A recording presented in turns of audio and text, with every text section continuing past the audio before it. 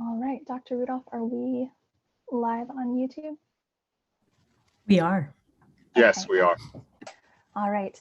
And for now, I really appreciate all of our presenters and helpful voices who are showing up tonight. If you are not on the board, we ask that you turn off your video for now so that the public sees board members and then whoever's presenting. And then later on, you can come back on with your video. At 6:08 p.m., I will call this meeting of the Mountain View Wisdom School Board District to the School District Board to order. We will start with our Pledge of Allegiance. I pledge allegiance to the flag of the United States of America and to the republic for which it stands, one nation, under God, indivisible, with liberty and justice for all. All right, let's do our roll call. Laura Blakely. Chris Chang. Laura Berman. Ellen Wheeler. Devin Conley. Thank you. Let the record reflect that all 5 trustees are present this evening. And then, is there a motion regarding the agenda? I move that we approve the agenda as presented. Thank you. Second. Thank you. All those in favor? Aye. Aye. On a motion moved by Trustee Wheeler and seconded by Trustee Blakely, the board unanimously approves the agenda for the evening. We will now move to the consent agenda. I would like to note that the consent agenda is different than our regular agenda. If you would like to make a public comment on the consent agenda items, which are listed in detail, you may now raise your hand via Zoom, or if you're on a phone, you can press *9. To raise your hand, you press the 3 buttons at the bottom. Well, first you press the participants button at the bottom of your Zoom screen. It pops out a sidebar, and then you press the 3 buttons there, and it gives you the option to raise your hand. I do not see any comments on the consent agenda. Do I have a motion? I move that we approve the consent agenda as presented. Oh, President Conley, I'd like to pull item H for discussion. okay. All right. Do I have a motion? After pulling item, we would. I'll modify my motion that we approve the consent agenda with item H deferred Okay. and otherwise as presented. Thank you. Second. All right. All those in favor? Aye. Aye. Okay. So on a motion moved by Trustee Blakely and seconded by Trustee Chang, the consent agenda is approved except for item H, which we will discuss now. The board policy for agenda board trustees submitting agenda items. Trustee Chang. Thank you. This will be very quick. I'm very appreciate how quickly we got the bylaw revision. Fully support this. I just wanted to make a suggestion on the motion itself. In our bylaws, it says we need to waive second reading. So I fully support this and just ask that we approve this with the added words in the motion of saying that that we waive our second reading and approve this at first reading as presented. So that's my suggestion. Thank you, Trustee Chang. That is extremely helpful. Would you like that to be a motion? I'll make the motion then. I move that we approve board bylaw number 9322 and waive second reading and approve this at first reading as presented. Thank you. Is there a second? Second. All those in favor? Aye. Aye. Okay. On a motion moved by Trustee Chang and seconded by Trustee Wheeler, we have approved this new board bylaw and waived a second reading. Thank you, Trustee Chang. We will now move on to communications. We will start with employee organizations. Are there any representatives of employee organizations here tonight who would like to address the board?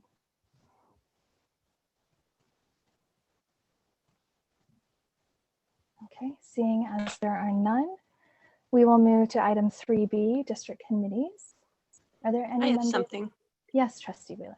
Yeah, so when we were discussing committees, we said that CAC is not really a district committee, but we appreciate a report out.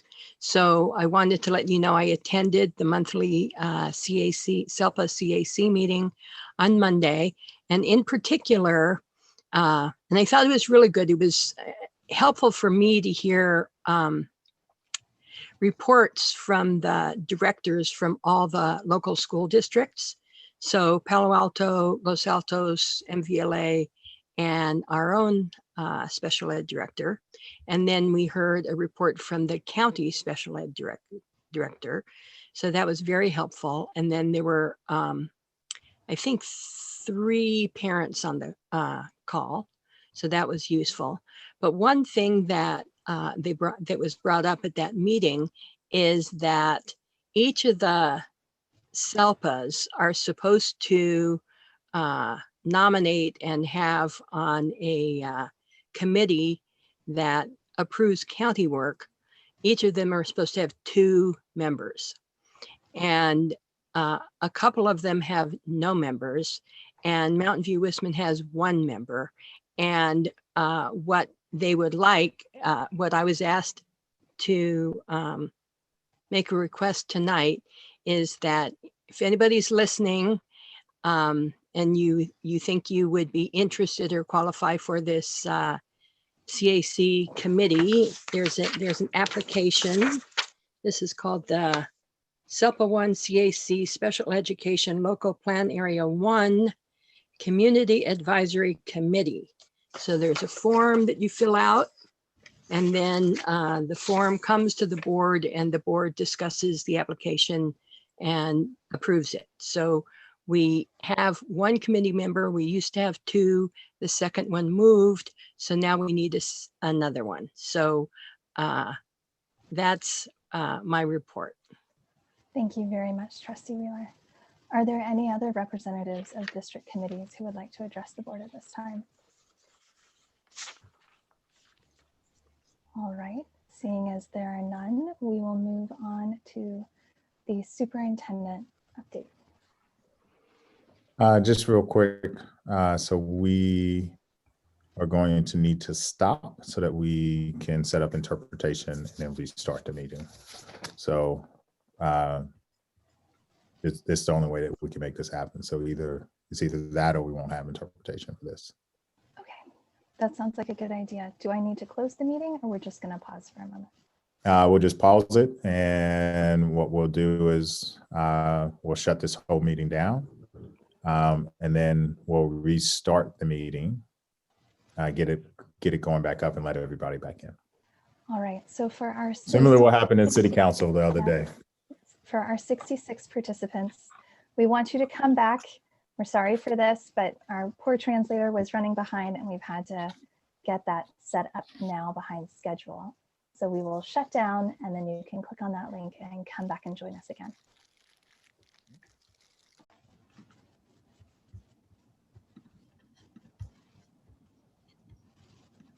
All right, it looks like we are back. I appreciate everyone's patience while we got our translator set up, and we can make sure that everyone can participate. Would you like to make the announcement about the translator, Dr. Rudolph, before we proceed? Sure. Spanish interpretation is available for this meeting. If you're using a Mac or PC, click on the globe at the bottom of your Zoom screen. If you're on an iPhone or Android, it is in the options menu.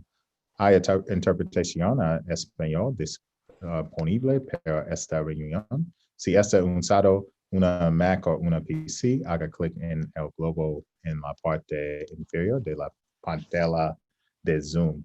Si está en iPhone o Android, está en el menú de opciones. Thank you. And we are still on item 3, communications. I do see our MVEA representative, Sean Dector, here. Would you like to report anything to the board, Mr. Dector? I'm Yes, sorry. Hi, I'm so sorry. I'm the interpreter. I have to be assigned as an interpreter so I can go into the Spanish language room. Okay. Let's see. I believe someone will Yes, set you up very quickly. yes, we are working on that. Thank you. Shall I begin? Sure. Okay. Hello, my name is Sean Decter. I am the MVA president.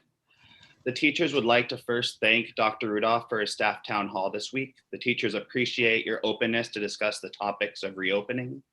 And we know that the safety of staff and students has been a priority in your decision-making.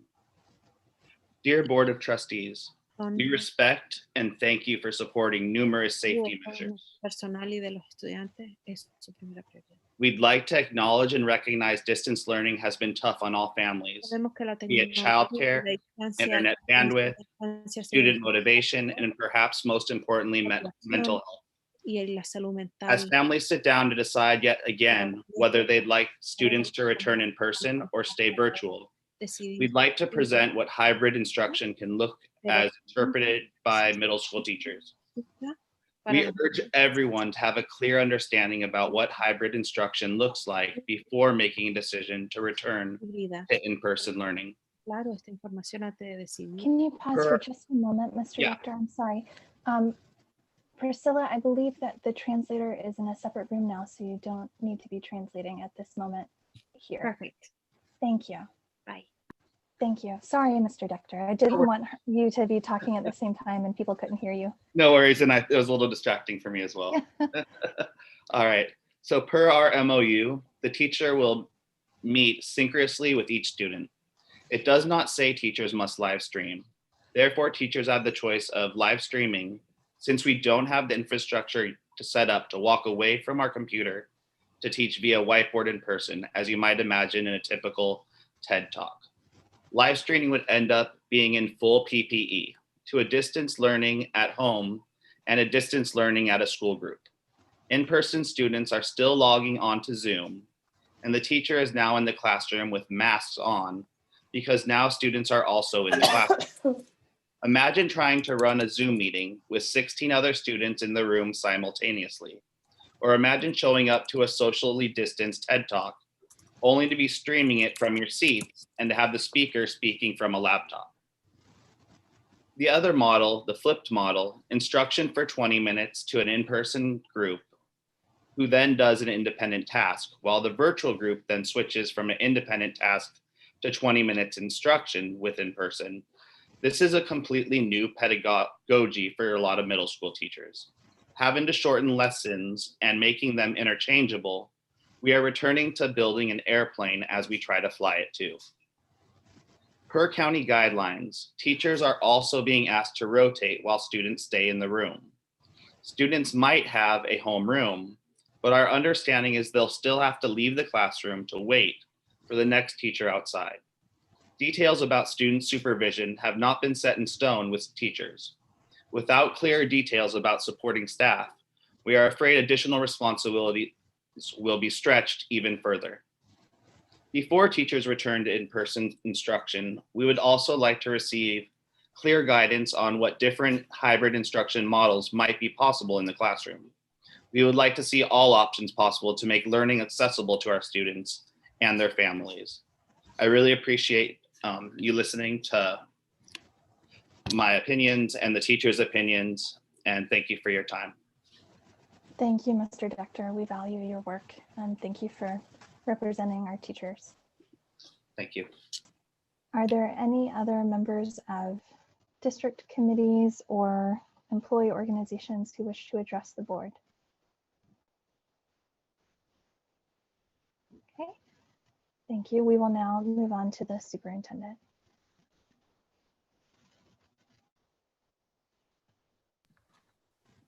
All right, I just want to, first say that we've sent out some information about Black History Month. So I hope everyone, and we've been doing this every single month. So I hope everybody has a chance to look at that information. And I do want to point out that tomorrow we will have our usual community check-in. And so that's at the same bat time and same bat place. So I look forward to seeing all of you there. And we will discuss a couple of items on here. Obviously, a lot of the conversation will be around reopening, but we'll also just hit some of the highlights from this board meeting, just to discuss some of the things that we're working on. And so looking forward to seeing everybody right before the end of the day. And full disclosure, I have a meeting with a developer at 5 o'clock. So that will be our hard stop time. I don't want people thinking I create these meetings just when I get about an hour into the conversation. It is unfortunate because of the tight schedule. My day ends at 6 tomorrow. So I just want to be clear with that, but I'm looking forward to answering all the questions and sort of talking with everybody. Thank you, Dr. Rudolph. All right, we will now move on to item 4, community comments. This is the time reserved for community members to address the board on items that are not on the agenda. The board and administration welcome this opportunity to listen. However, in compliance with the Brown Act, the board is not permitted to take action on non-agenda items. To address the board, please raise your hand in Zoom or press *9 on your phone. To access the raise hand function, you can press the participant button at the bottom of your screen. It will pop out a sidebar, and at the bottom of the sidebar are 3 dots. If you click on those 3 dots, it will give you the option to raise your hand. It looks like we have 4 items or 4 speakers who would like to address the board. We will start, let's see, we usually allocate 10 minutes for this item. So each speaker will have 2 minutes to speak since we have 4 speakers. We'll get our timer set up and we will start with Robin Lynn. Oh, I forgot to ask Dr. Rudolph, are there any written comments for this? No, we changed practice, and we have, so all the written comments that were sent in, we've already forwarded them to the board. We did just receive 1 additional item, which I'll bring up, and I think the board actually has already seen it. That came in right before the meeting started, or at least that I saw right before the meeting started. But all the comments have been forwarded on to the board, so we're just, the only thing we have right now are just people who are here to speak. Okay, thank you. Give me 1 second, I'll get the timer going. Perfect. All right, Robin Lynn, will you please unmute yourself?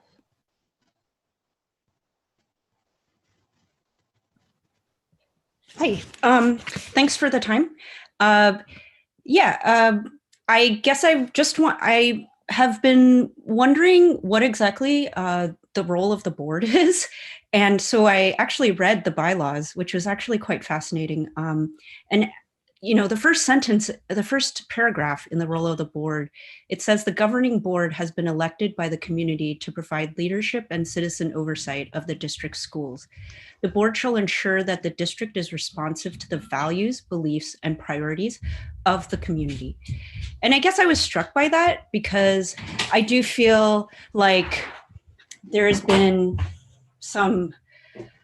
just a lot of distance between the community and the board. And I feel like there are going to be a lot of big challenges and big questions that the board and the district will need to tackle, not just right now, but into the future. And you will need the community's help. And I think last week it was interesting that you talked about bringing the people along with you up the hill, not just stakeholders, but also community members. And I think that is, how shall I say it? That is a skill. And as with any skill, it needs practice. And like, if you don't practice it, you don't have that skill. And so basically, I hope that together we can learn the skill in working together and tackle all the big problems or big issues that we have coming in the future. Thank you for your time. All right, thank you, Ms. Lynn. We will now move on to, let me scroll up through our participants list. Tushar Morty. I would also like to note for our staff before you get started, Mr. Morty, that the chat should be disabled. Thank you.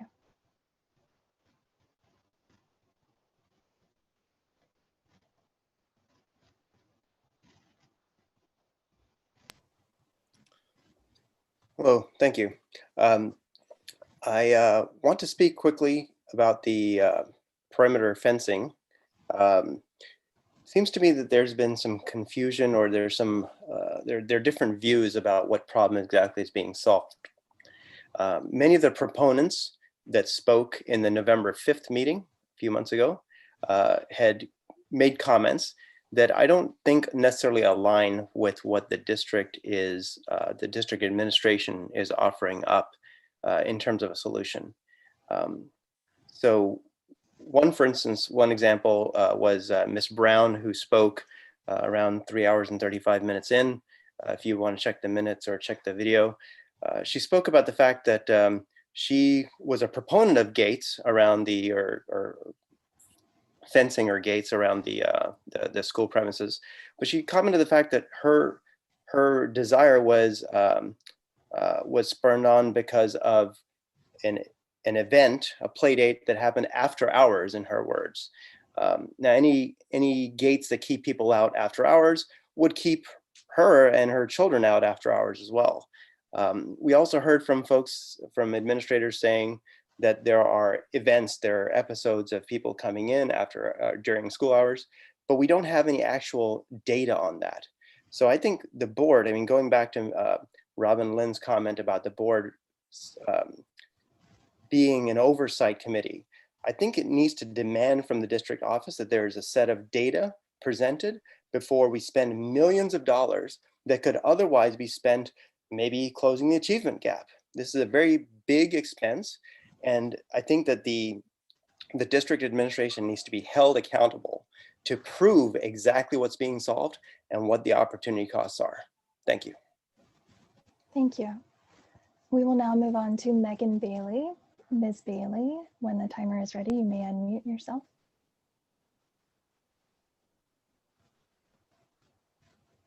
Megan, we don't hear you. I see that you're unmuted.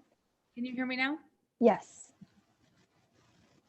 I have a letter to read on behalf of the teachers at Mauna Loma Elementary School. Dear Board of Trustees, this letter is written to you on behalf of the staff members at Mauna Loma Elementary School who have signed the letter below with regard to the building of perimeter control fencing at Mauna Loma. We've surveyed the teachers and found that nearly 3/4 of our certificated staff members at Mauna Loma feel that perimeter control fencing is necessary and needed. Listing in the following portion of this letter are the most common reasons shared by surveyed teachers in support of the perimeter controls. Many staff members, including general education teachers and our special academic instruction teachers, have stated experiences in which students who have attempted to run off campus for various reasons. Due to a lack of physical barrier around our campus, students in some instances have run into the street, into the park, and have even gone as far as Safeway down the street. This poses a huge concern for the safety of our students and the existence of a physical barrier to help deter students. In addition, at recess time, we have had students wander too far off the park or behind fences. A perimeter fence would provide a visible and physical deterrent to these boundary issues. Secondly, we would like to point out the fact that while we are fortunate this far, there are many instances of unknown people walking through our campus during the school day and during recess time. It is our duty as teachers on the yard to inform these people that the campus is closed and to tell them to leave. We have had people react by yelling at teachers while we inform them of this rule. Additionally, we have had people walking their dogs off leash through our campus in the middle of recess time. Although we have been fortunate to not know a negative reaction from a person or their dog, we shouldn't be putting teachers and students at risk. A perimeter fencing will help guide visitors to the main entrance and the office. Finally, our concern lies in the case of a natural disaster or other emergency. Because Mauna Loma's campus is accessible from all directions without perimeter boundaries, it would be nearly impossible to account for students being dismissed in an orderly and accountable fashion, allowing for a potential liability issue for the school and the district. Thank you for listening to our concerns, and we are in favor of the perimeter fencing. Thank you, Ms. Bailey. We will now move on to, it appears, Mr. Isaac Taylor. Mr. Taylor, you may unmute yourself. Hi, can you hear me now? Yes. Great. So I emailed a copy of a slide deck that I presented last week at City Council, which I think the trustees and the district office already have. So rather than re-present that, I'll ask whether anyone there would like to focus on any particular slide or topic in that deck. We are not allowed to comment during the non-agendized community comments. Got it. Okay. Well, then I'll just make myself available to any members of the Board of Trustees or the district staff who would like to contact me. And I've sent you my phone numbers tonight. I think it's all in all of your email. Two quick things. First, there's an agendized item for the closed session later regarding price and terms of the joint use agreement with the city, which I believe is actually not in compliance with the Brown Act, which narrowly allows the trustees to instruct its negotiator only regarding pricing and payment terms, not use terms. So I request that that section of the closed session either be canceled or postponed until the district's council can advise you about whether that item tonight is in compliance with the Brown Act. And then briefly, to respond to the previous comment, last week at City Council, the superintendent said that the core campus where class is taught and recess is held is already fenced and gated. The reason that children escape to the street or even to Safeway is because the existing gates are not closed and locked during the day. This is the same reason why strangers are able to walk onto campus without going through the office. And this has nothing to do with the park, rather the use of the gates the district and the school already have. Thank you, Mr. Taylor. All right, we are finished with community comments. And Dr. Rudolph, just to verify for the public, when we prepared our closed session agenda today, we did so in council with our legal counsel for the district. Yep, our legal counsel who's actually here right now, and we actually sent it to both of our legal counsels who already reviewed our agenda and both find us in compliance with the Brown Act. But obviously I can turn it over to Phil Henderson and he can respond if you have even more questions. But yes, we are in compliance. Thank you very much. That question was raised already earlier today, or not earlier this week. Thank you.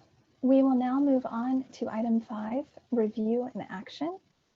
We will start with item 5A, the schematic design drawings, budget, and schedule for the Crittenden and Vargas Marquee Signs project. And this will be led by Chief Business Officer, Dr. Westover. Good evening. All right, so tonight we'll take you through the schematic design for the Crittenden and Vargas Marquee signs. So the scope of the work at Crittenden will be purchasing and installing one new monument sign that's the district standard, so similar to what you see at all of our elementary schools. At Vargas, we'll also be installing a district standard monument sign. This will be a relocation of the current sign, which is right now blocked by a light pole. And I'll show you some pictures in a moment. So this is the proposed plan for Crittenden, having the marquee sign right here off of West Middlefield Road. This is an image of the sign location of what it will look like once it's installed. And looking at Vargas Elementary, we're moving the sign from the existing location to the alternate location. The existing sign the base will be kept there, and we'll put a static sign on the top. So it'll say Vargas Elementary, but the marquee will be moved down the street so it's more visible to people as they arrive at the school.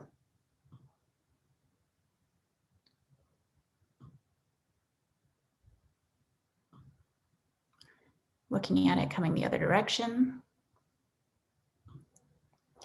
The proposed budget for the project and the total costs.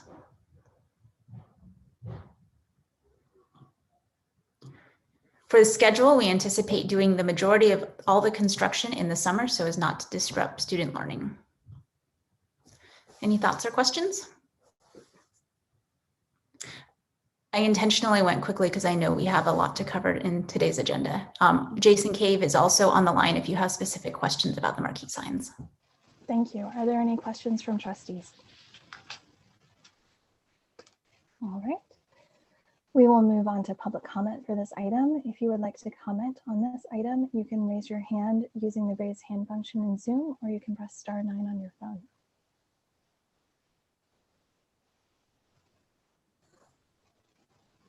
We do not appear to have any public comment on this item.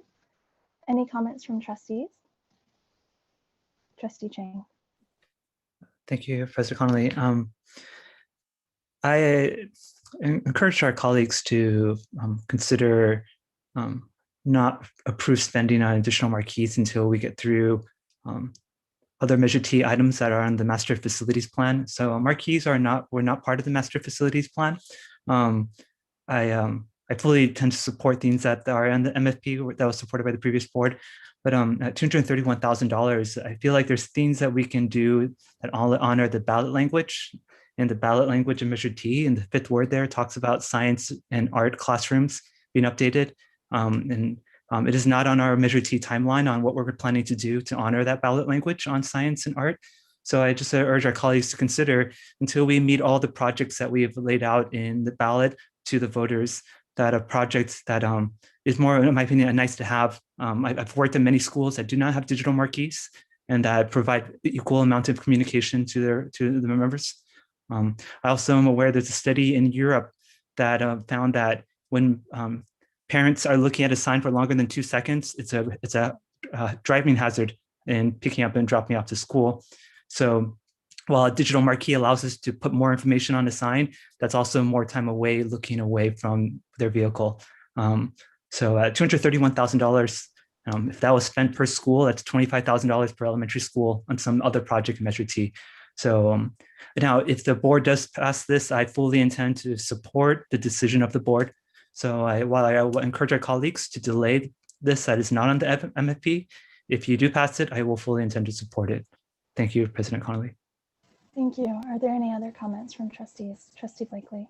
I would like to comment that we've had community members, school community members comment on how helpful they have found these signs. And I've seen, spoken with the Crittenden PTA presidents and other community members who say that these signs at the schools where they have them, and at Crittenden, the issue is that it's kind of on the wrong side of the school since so many people enter from the Middlefield side.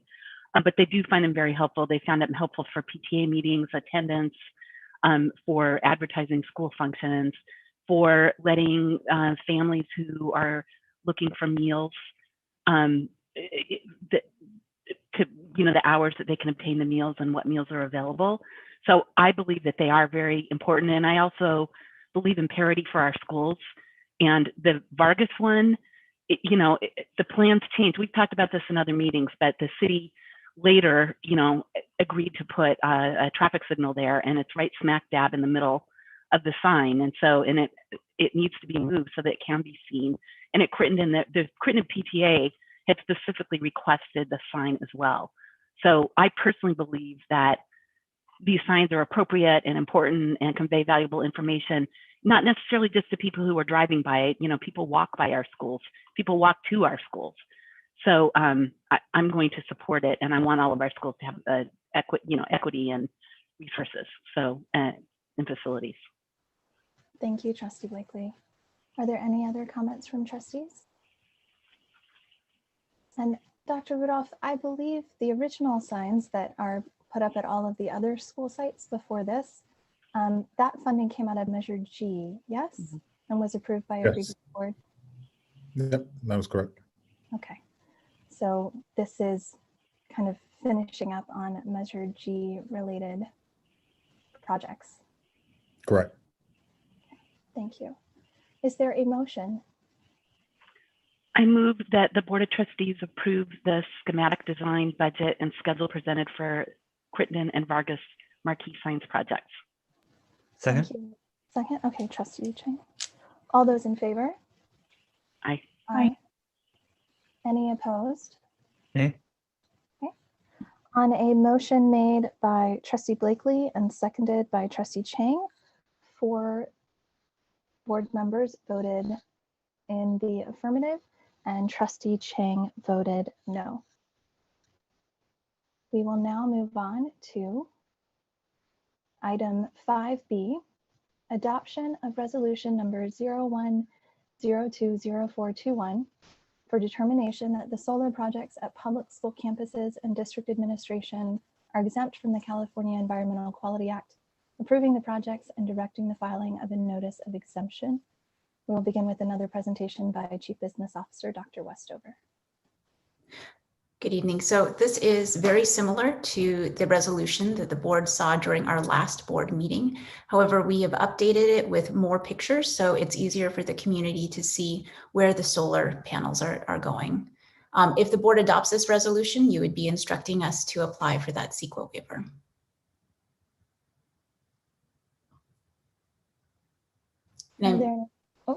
I'm sorry, go ahead. Are you finished or are you? I am. I would say I'm Okay. happy to answer questions. Are there any questions from trustees? Okay, we will move on to public comment. If you are a member of the public and you would like to comment on this item, you can raise your hand using the raise hand function in Zoom, or you can press *9 on your phone.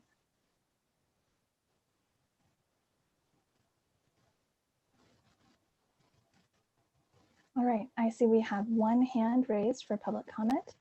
I don't believe we have any written comment on this. We will allocate 3 minutes for Mr. Taylor. We'll get that timer up for you, Mr. Taylor, and then we'll ask you to unmute yourself. And Miss Lynn, I see you popped up just as I was saying the allocation. Because it is less than 10 minutes, you may also have 3 minutes.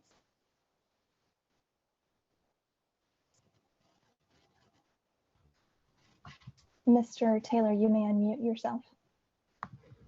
Hi, can you hear me? Yes. All right, I am unable to present video because it says the co-host has stopped my video, but that's okay. On solar panels, look, solar panels are wonderful things. We should all be investing in every way in a sustainable future and the decarbonization of our lifestyle and our public resources. On the other hand, we do have problems closer to the boat, right? We're in the middle of the most lethal public health crisis in 100 years that has probably killed now close to 500,000 people and injured many millions, if not tens of millions of Americans in potentially permanent ways. So I'm concerned to be spending money on things that are merely nice to have when we may need those funds in extremis to effect emergency retrofits to buildings, schools, district offices all over town to make the places we work and go to school and teach safer if COVID should continue, potentially indefinitely, or if there were a much more dangerous mutation of the virus that renders our current vaccines and our current non-pharmaceutical interventions less useful. I think we all understand how difficult online school is, both for the employees of the district and the pupils, and frankly also the parents who end up kind of deputized as unofficial resource officers here, in our houses. We're all keen to see the kids go back to school, and yet there really is a social equity issue here that if we send the kids back too soon or to school buildings that aren't safe enough because there's a lethal virus in the building, that will not only infect and injure and kill people, it will have a disproportionate impact on the most vulnerable members of our society and our school district community of families. And those are the multi-generational and typical SED families that are so important here at Montaloma. So I just have to say, as a solar nerd, I would much rather spend that money on UV scrubbers in our new HVAC system that would help us be safer and more confident that the airborne virus is not infecting our children and killing our grandparents. I will yield the rest of my time. Thank you, Mr. Taylor. Ms. Lynn, you may unmute yourself. Hey, thank you so much again for the opportunity to speak.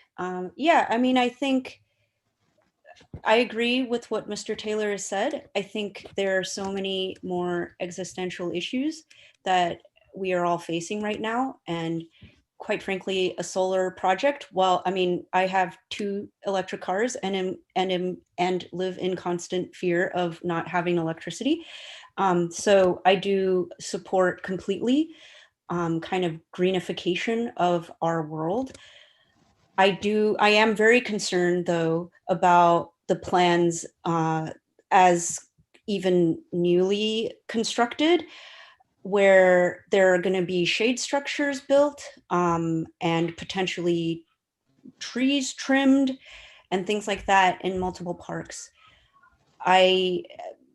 I think I understand that there were, I watched the presentation that was in last October. There were questions on it. And as far as I can tell from the presentation, those questions weren't actually answered by the person's, I forgot who it was who gave it, but it was a consultant.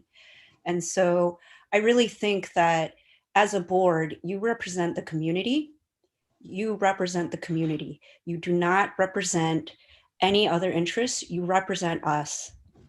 I hope you will understand that a lot of us have voted for you, each and every one of you. I went through and looked at how many votes each of you got. From 17,000 votes down to 9,000 votes. That's a lot of people. You represent a lot of people. And so I hope that as all these decisions come towards you, that each and every one is treated mindfully and thoughtfully, because you represent more than just district leadership. You represent all of us. Thank you. Thank you, Ms. Lynn.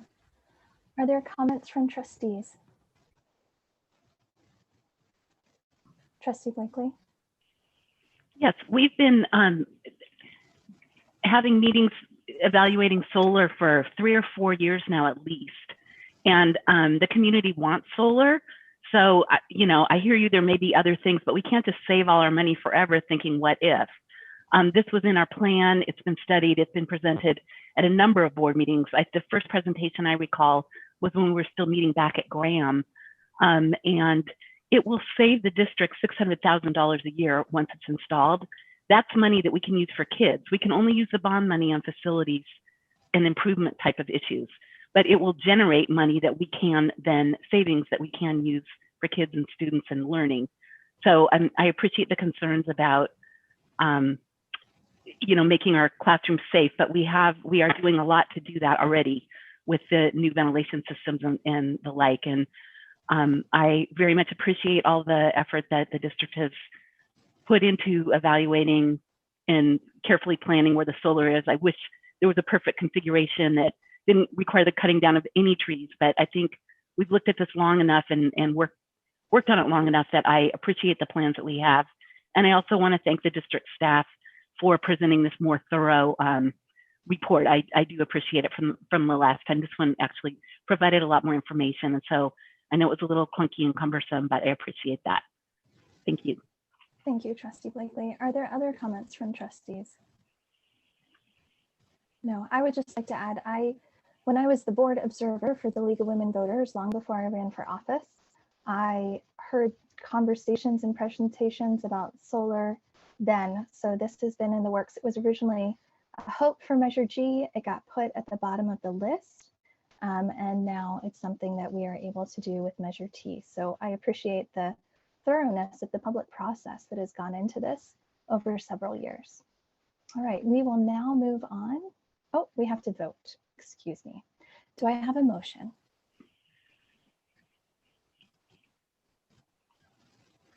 Trustee Blakely. I move that we adopt resolution number 01-020421, determining that the solar projects at school campuses and district administration are exempt from the California Environmental Quality Act, approving the project and directing the filing of the notice of exemption. Thank Second. you. Okay, all those in favor? Aye. Aye. Any opposed?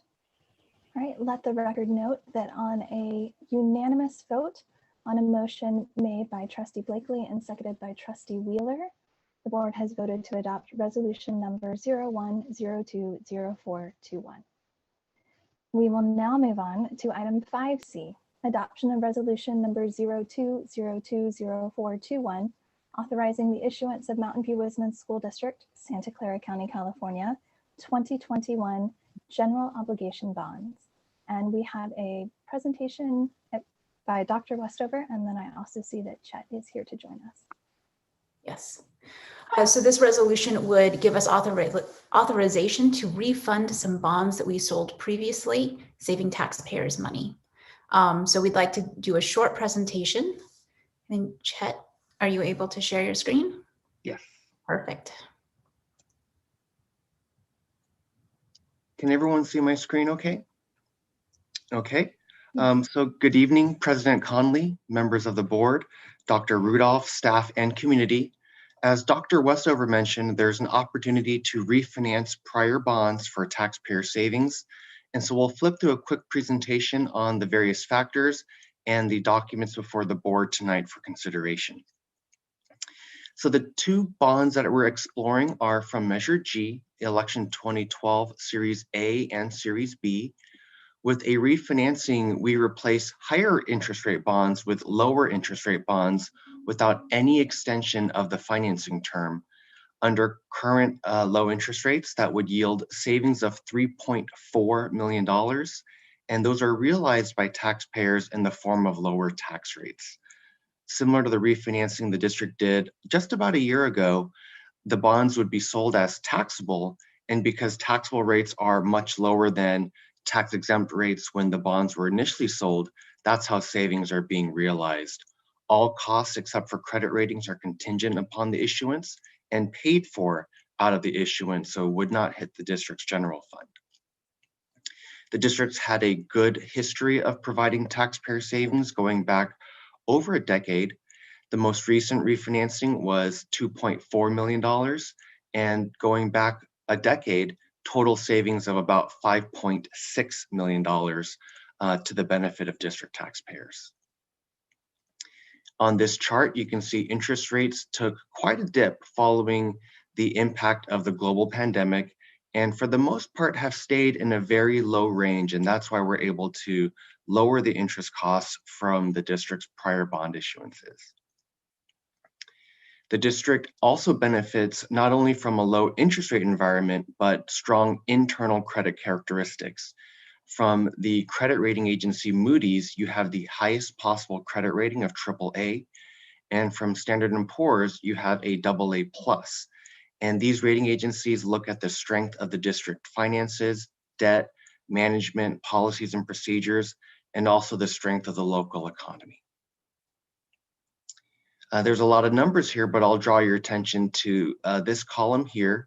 This represents the reduction of the interest costs. So in any given year, a reduction of about $120,000 to $170,000 without any extension of the original term, totaling $3.4 million. On a present value basis, that is a 3.8%. And the industry benchmark is 3%. So you are above that industry benchmark. The savings are very much sensitive to interest rates. So as interest rates move up or down, the savings will also move up or down. And just a quick summary of the documents before the board. The authorizing resolution would approve the issuance of the refinancing and allow district staff to take the necessary steps to effectuate the financing. There's also form documents which are in draft form. Those would be completed as the financing moves along if the board does approve the resolution. That's the preliminary official statement, purchase agreement, continuing disclosure, and the escrow agreement. And the next steps, if the board does approve the resolution, we would update the credit rating with Moody's, and Bond Counsel would update the offering document and circulate that to investors. And come the beginning of March, the interest rates could be locked if they are still favorable. And we would work very closely with Dr. Rudolph and Dr. Westover to make sure that the savings metrics are met. And with that, welcome any questions. Thank you very much. If you could stop sharing your screen now. Thank you. Trustees, are there any questions? Trustee Blakely and then Trustee Berman. I just have an administrative one. Will you be able to share the presentation with us later? Of course. Perfect. Thank you. I appreciate it.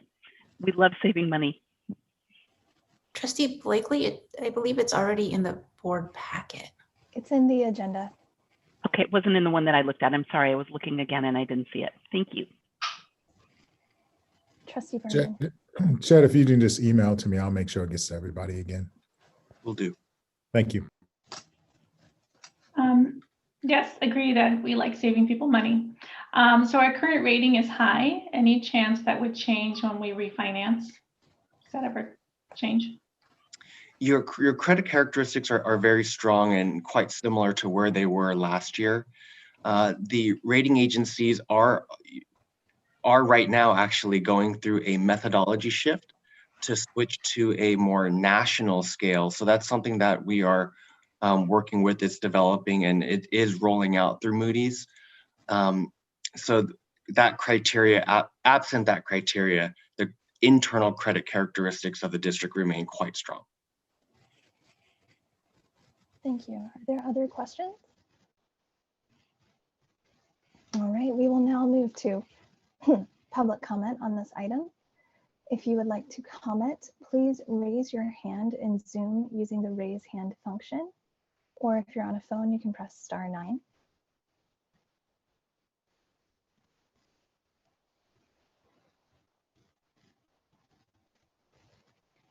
I do not see any public comment at this time.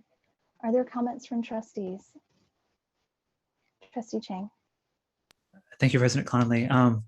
I think it's really wonderful that one of the few things that we can see positive in this pandemic is the low interest rates. So it's wonderful that our district is able to save the taxpayers money and the kids benefit. I know one thing I really appreciate whenever we get a presentation about a bond and financing, it's a helpful reminder for myself and also for the public that these are long-term loans. So it's like, unlike a parcel tax that's annual funding, like this was a long-term a loan paid by the taxpayers each year.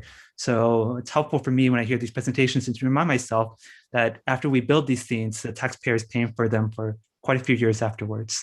But this is really good news. Thank you. Are there any further comments from trustees? Would anyone like to make a motion? I'll make a motion. This is a long one, so I hope I get it right. I move that we approve resolution number 02-020421, authorizing the issuance of Mountain View Wisman School District, Santa Clara County 2021 general obligation refunding bonds. Is there a second? Second. Okay. All those in favor? Aye. Aye. Any opposed? Okay. On a motion made by Trustee Berman and seconded by Trustee Wheeler, the board voted unanimously to adopt resolution number 02-020421 as presented. We will now move on to item 5D, schematic design drawings, budget, and schedule for the HVAC at various sites project with Dr. Westover.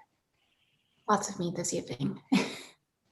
I have a handful of people here that will answer trustee questions about HVAC because we anticipate there may be some questions and technical expertise would be helpful. So we have Jason Cave with Greystone West.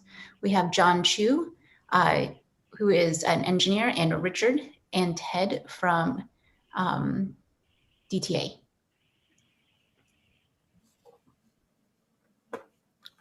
Okay. Good evening, President Connolly, trustees. I'll briefly go over the scope of work for the project. It includes replacement of existing classroom HVAC units at a number of your campuses, including Bub, Huff, Landals, Mistral, and Graham. Also classroom units at Crittenden, Montaloma, and Therakoff.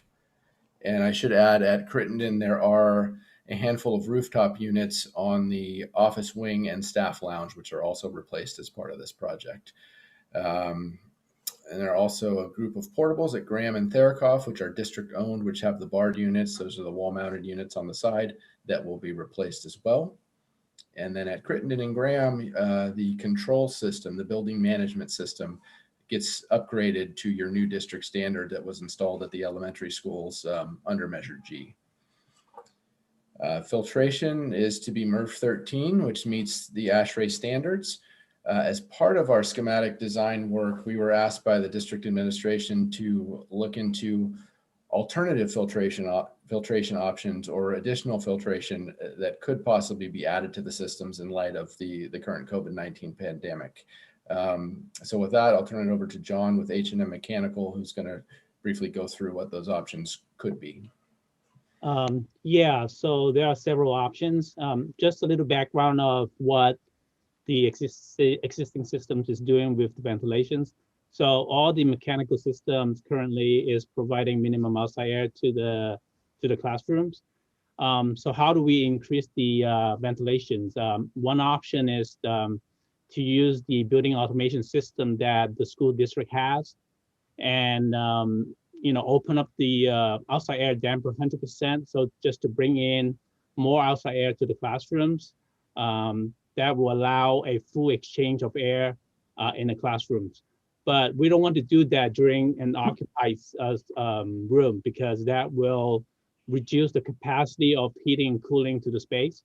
So one consideration is to do that during an unoccupied mode. The pros is to allow full exchange of air in the classrooms to eliminate any potential contaminants. The cons is doing that will increase the energy usage and filter replacement frequencies. Another option is to install a GPS bipolar ionization into the existing systems. There are data show that the systems can effectively remove COVID-19 viruses. The pros by doing that is that will increase efficiencies of the filter, low operating cost, and self-cleaning of the units. The cons is that it will generate minimum but acceptable amount of ozone. So I don't know, Jason, you want to talk about the system cost and all that? Yeah, absolutely. So the system cost for the GPS bipolar ionization, and from recent projects we've done and research as well, they run approximately $4,700 to $6,000 per unit. Obviously, it varies depending on the size and type of the unit. But this particular HVAC project, we have 188 total units. So when you do the math, that equates to a project cost of an additional $893,000 to around $1.1 million. Important to note that figure is only for the units that are currently in the project. There's an additional approximately 150 units that were replaced or installed under Measure G, which are currently not in this project. If we were to, assuming we would want to add filtration site-wide or district-wide, that's another approximately $900,000 to add this system to the current existing units, in addition to the 1.1 million previously noted.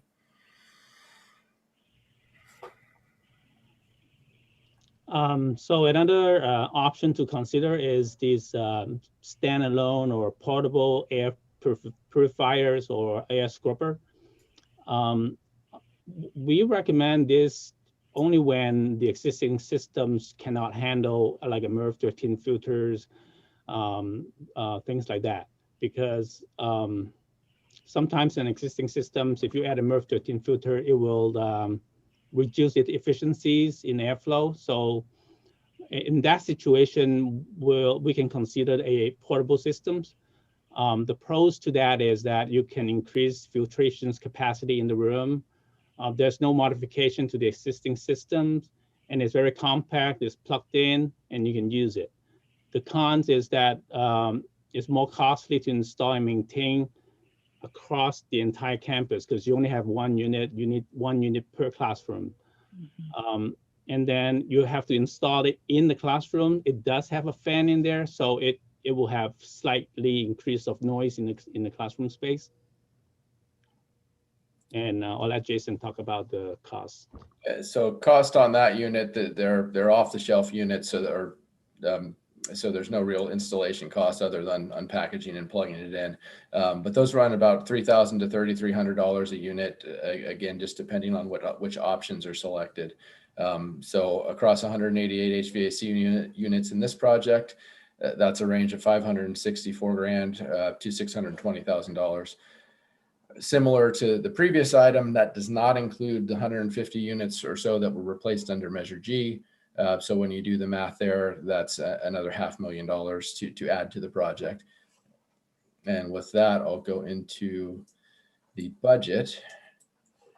So it's important to note this current schematic design budget does not include the additional filtration options we just discussed. This is for the MERV 13 filter, which meets the ASHRAE standards. So looking at all the units across the district, we're looking at an anticipated construction amount of $11.499 million, which translates into a project cost of $16,711,176. And then moving on to schedule, it would be a two-phase project. The units at Bub Huff, Landals, Mistral, and Graham would be a simple replacement in kind unit. That is, the new units going in are very similar with the same structural curbs, attachments, et cetera, as what's there now. So it's considered a replacement in kind and therefore exempt from DSA review. So once we have schematic design, we can immediately go into construction documents and bidding from there. So this would be obviously a summer project since we're displacing HVAC units in classrooms. So these particular sites in the first phase would be planned for summer of 21. That's from June to August of this year. The other two sites where we do have some structural upgrades, structural attachments at the roofs that need to be modified would require DSA review. So when we plug in the time to go to DSA with that, we've missed the window for this summer. So those sites would then be planned for summer of 22, so June to August of 22, and that's for Crittenden, Montaloma, and Therikoff.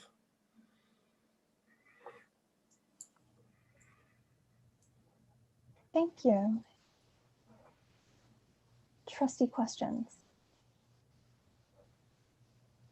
Trustee Chang. Thank you. Mr. Cave, if just for future reference, if we wanted to cut off, if we wanted to get something in, so it could have gone to DSA in time for this summer construction?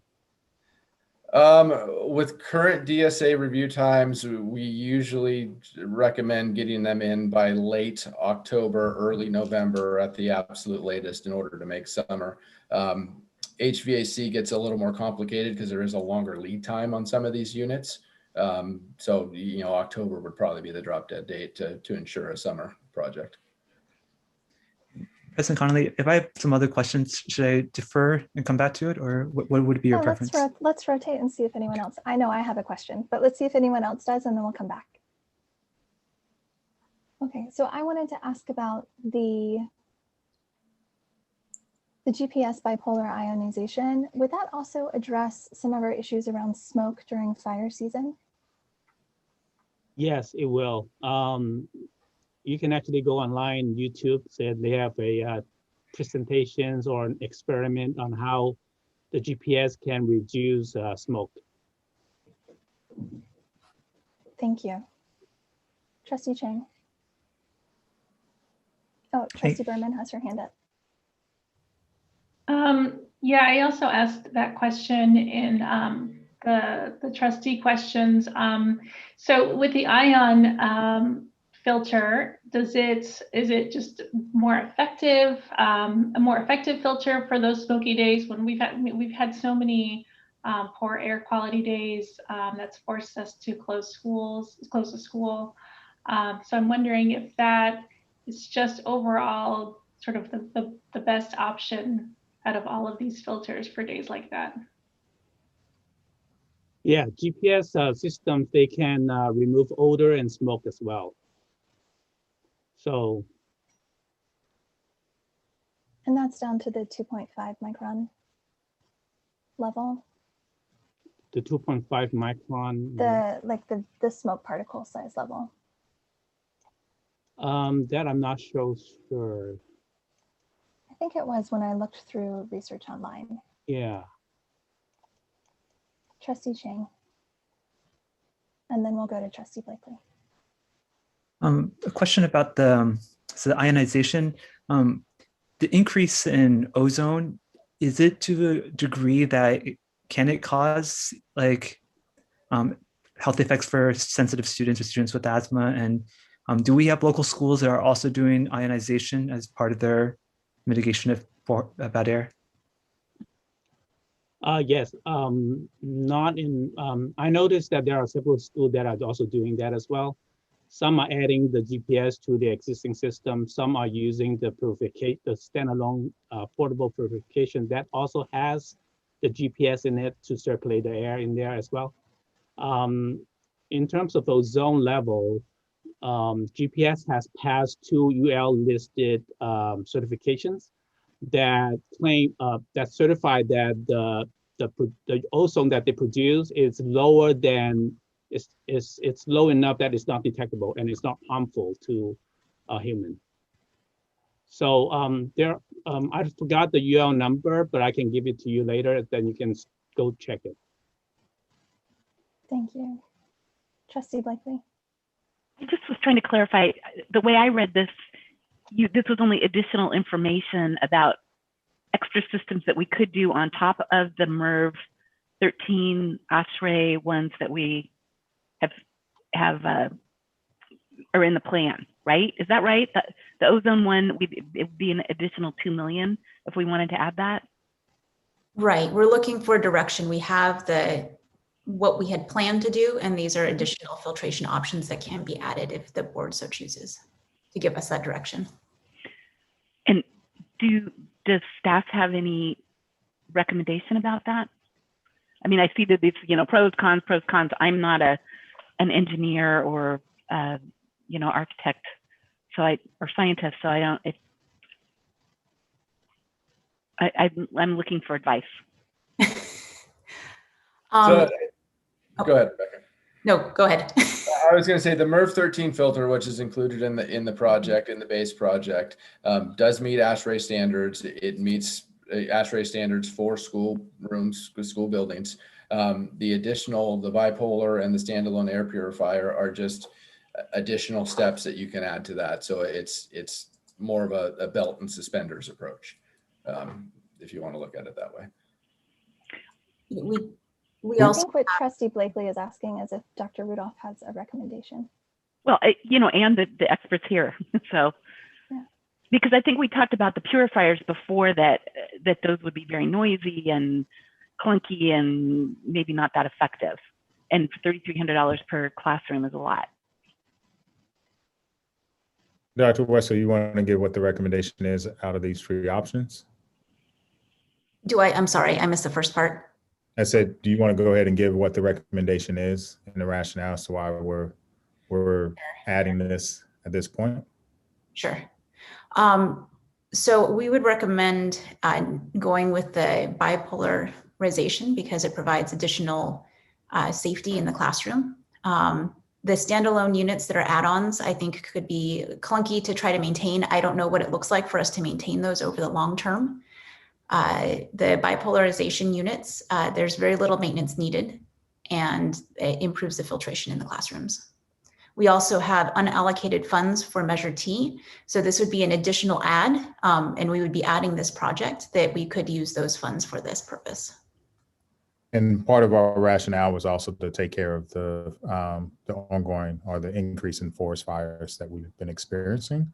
And so while having a one-to-one environment allows us to flip back and forth, we also wanted to make sure that our schools were able to not only deal with COVID and any types of variants that come with it, but also to deal with the sort of the ash or the issues that come from the fires that have been raging around us. And so this would be a way to kill 2 birds with 1 stone. And yes, it's an additional ask, but we felt like in the long term, just considering all the environmental factors that are going into play, that this obviously makes a lot of sense.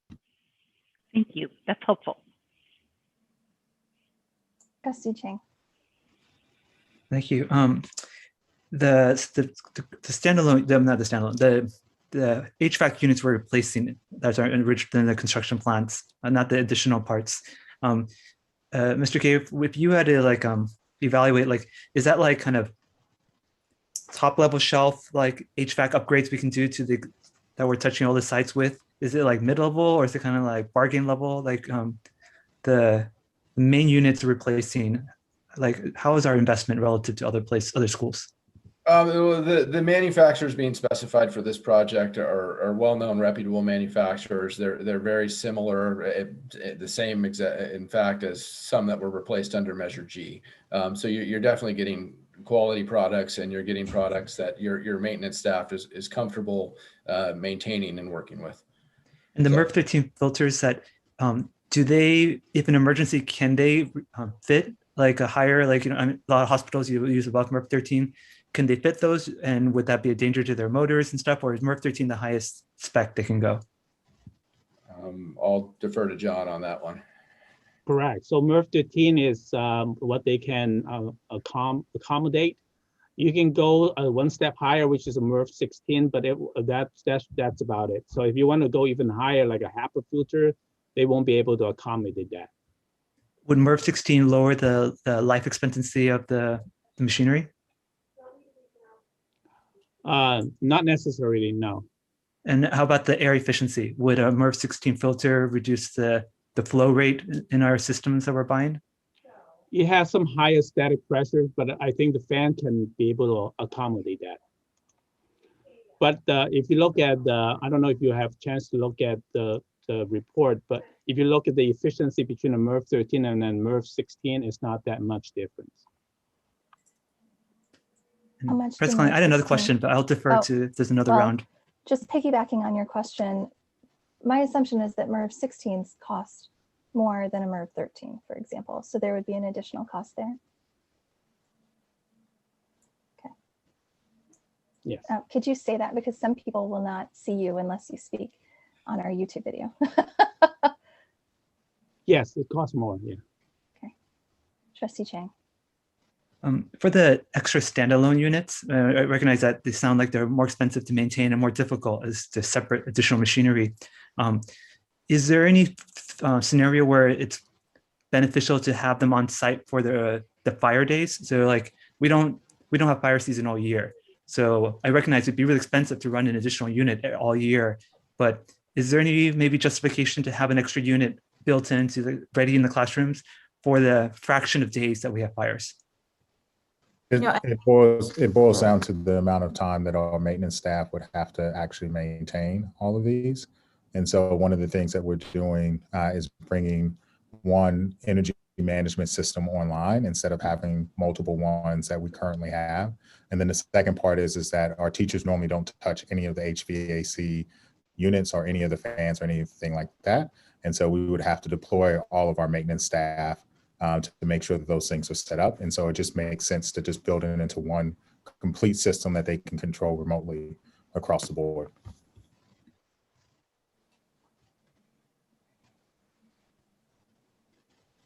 Are there further questions? Trustee Berman? So in the presentation for the standalone purifiers, it says that we could use those in spaces which HVAC units cannot accept the MERV 13 filters.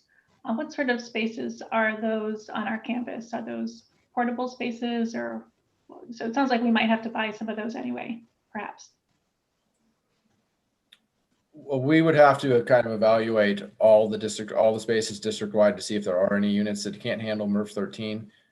In talking with Brian, Brian Parent, I don't think you have that scenario in any of your sites currently, and unless there were an office without an HVAC unit or something like that, which again, I don't think you have in the district. Trustee Chang.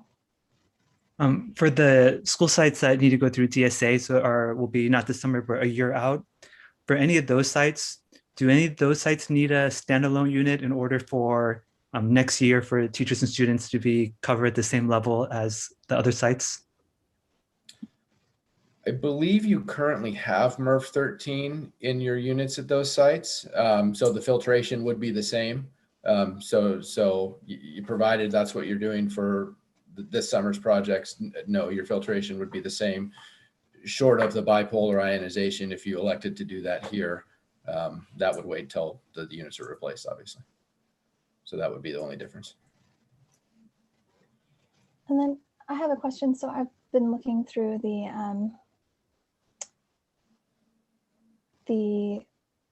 testing that was done on the bipolar ionization, and it says that for COVID, for example, 99.4% of the viral particles were inactivated on a stagnant surface.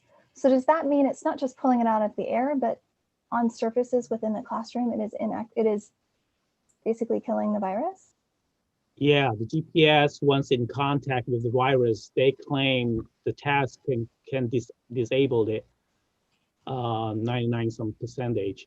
The ionization also make the virus to kind of attach to particles, and so then everything would just filter it out from the MERV 13. I would really like to move on to public comment because we have a huge agenda. Trustee Chang, very quickly, please. Thank you. The last question. In the past, community members have asked whether public air is necessary. We have some buildings, some classrooms that do not have access to open windows. So for the max safety efficiency of our system, should teachers be having access still to open windows and open air, or does this system work safest if it's a closed loop for air efficiency? Yeah, so like I say earlier, every system that you have will bring in minimum outside air. And you do have a building automation systems that allows you to control the damper, so you can determine how much outside air you can bring in. But obviously you don't want to bring in too much outside air because that will jeopardize the capacity of the unit. So that's why our recommendation is, if you want to bring in 100% to flush the classrooms, you want to do it during unoccupied mode. Thank you. All right, we will now move on to public comment. If you are a member of the public and you would like to comment on this item, you can raise your hand in Zoom using the raise hand function, or you can press *9 on your phone. And the comments should be about this item, the HVAC system that we are discussing. All right, I see that we have one public comment from Mr. Taylor. Mr. Taylor, you have 3 minutes. When the timer is up, you can begin. Okay, can you hear me? Yes.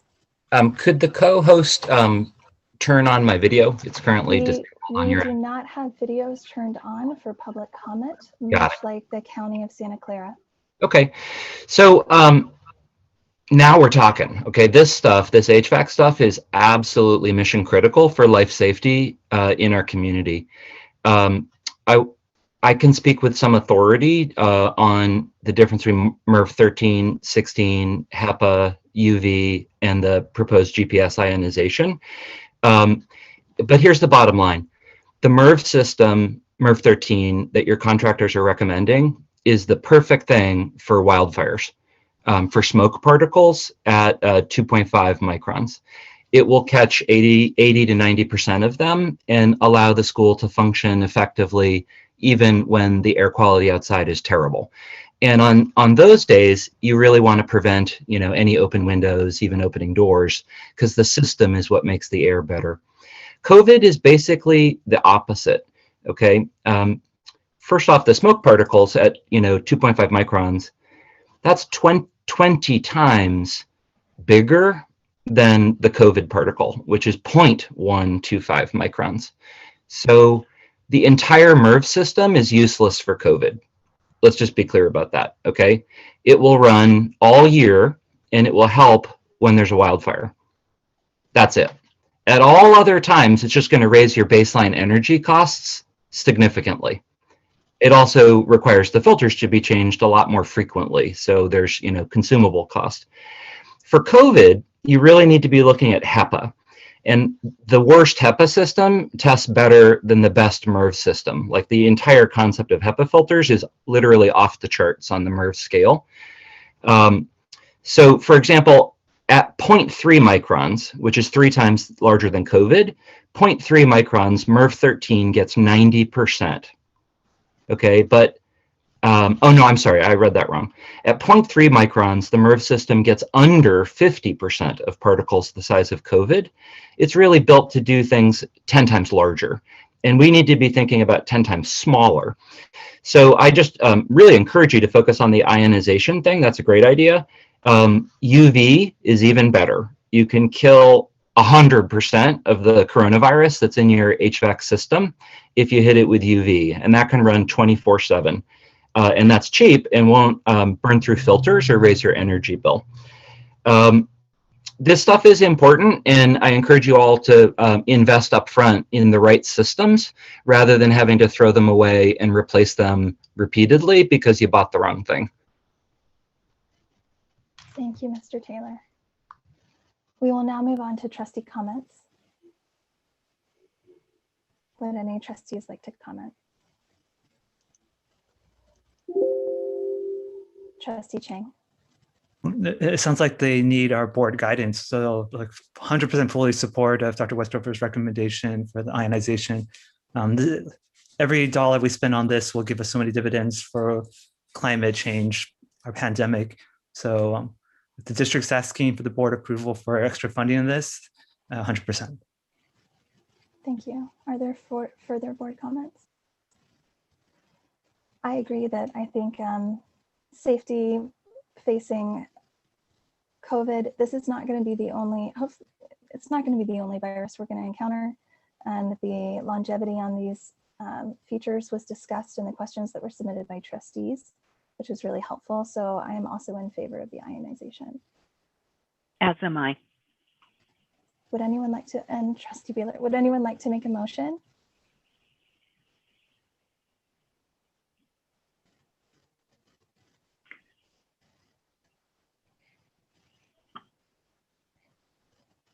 I see lots of little half hands. Yes, Trustee Blakely.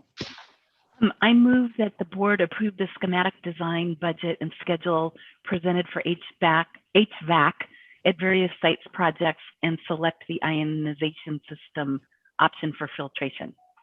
Okay, thank you. Is there a second? Second. Trustee Berman. All right, all those in favor? Aye. Aye. Any opposed? All right, on a motion made by Trustee Blakely and seconded by Trustee Berman, the board has approved the design, budget, and schedule presentation for filtration with the added ionization option. Thank you, Dr. Westover. Thank you, Mr. Chu and Mr. Cave for joining us this evening, and everyone else who came out to, Richard and Ted, thank you as well. Thank you. All right. So before we go on to discussion, can we have a break? I was just about to ask about that. Before we will take a 5-minute bio break and then return for review and discussion. So I will see you back at 7:42.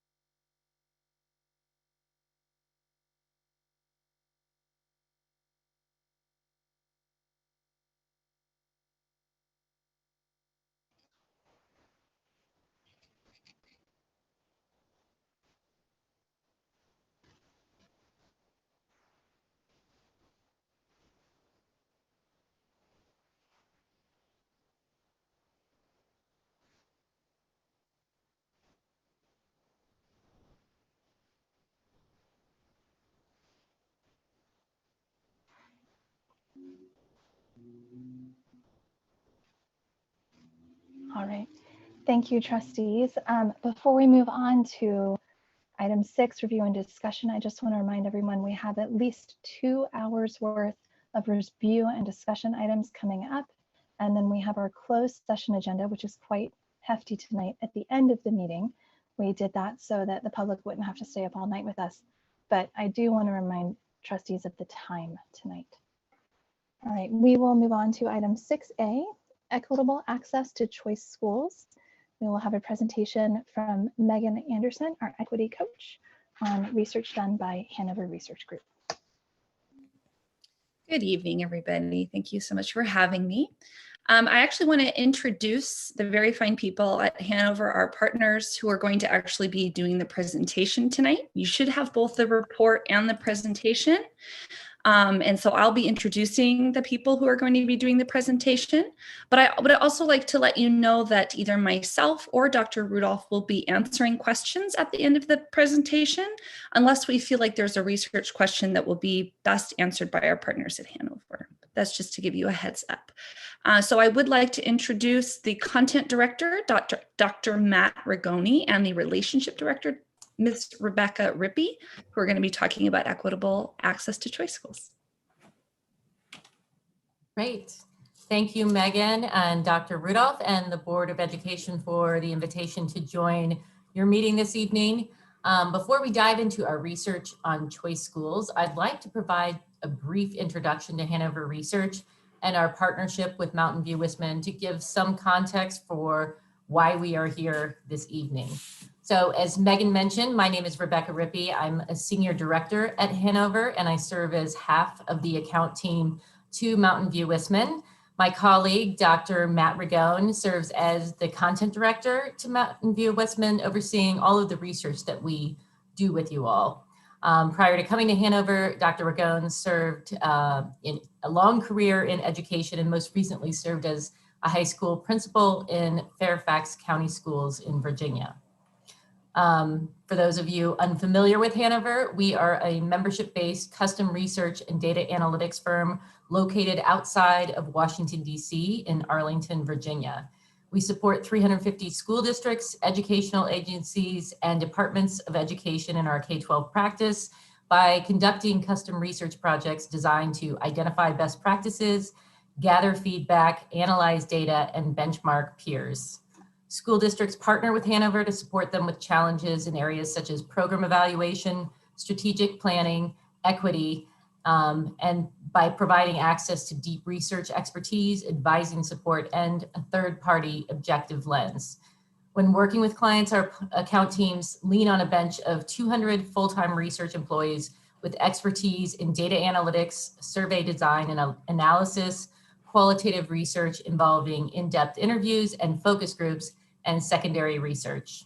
Since 2015, Hanover has been supporting Mountain View Wisman with a variety of research initiatives and projects on topics such as supporting English language learners, teacher retention, compensation benchmarking, and California's local control and accountability plan.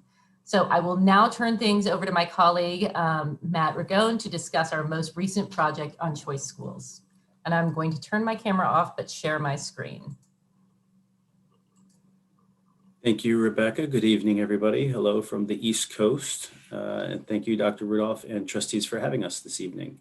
As Rebecca mentioned, my name is Matt Rigoni. I directed the research for the report called Equitable Access to Choice Schools, which we delivered to Mountain View Wisman staff in November. This presentation, the presentation this evening is a summary of that research. So hang on one second. So as Rebecca pulls up the report here, you see the table of contents, and I wanted to stress that this is a presentation of what research says about choice school enrollment. It is not specific to Mountain View Wisman, nor is it specifically about Stevenson Elementary School. This research is intended to provide the district with a research base on what typically causes disproportionality in choice school situations, research-based strategies for addressing this disproportionality and for increasing diversity, and some ethical and legal basis for making these decisions. Just a few things for from the research that policy makers ought to keep in mind. So the research included in the report and in this presentation are generally secondary research resources from either peer-reviewed studies, such as the Journal Education Policy and the Journal of Education for At-Risk Students, from publicly available advice from education experts and associations such as Education Next, the Century Foundation, and the National Alliance for Public Charter Schools. Also, there's guidance from and law from state and federal sources such as the U.S. Department of Education and the Education Commission of the states. So we begin this evening with factors that lead to disproportionality in choice schools. The research sheds light on several situations arising from education policies that contribute to disproportionality. These policies may very well be written in with good intention, but nonetheless are having unintended consequences of limiting access to choice schools for certain families. For example, the research highlights 3 policy choices: exclusive criteria that limits students or families' choices. These could be barrier tests or enrollment criteria intended to look for specific types of students, like the art student or the STEM student. Another one is overly complicated procedures for applying to the choice school. These could be the need to meet strict time deadlines or multi-step applications designed to select students in stages. The research uses as an example the New York City schools ranking system as an example of an overly complex system that works to actually discourage families from engaging in the process when the intention of that system is the exact opposite, which they, by the way, just recently announced a major change to that system for that very reason. Other policy changes or other policy decisions that limit choice are ones that put any conditions on admission or where preference is given to certain conditions.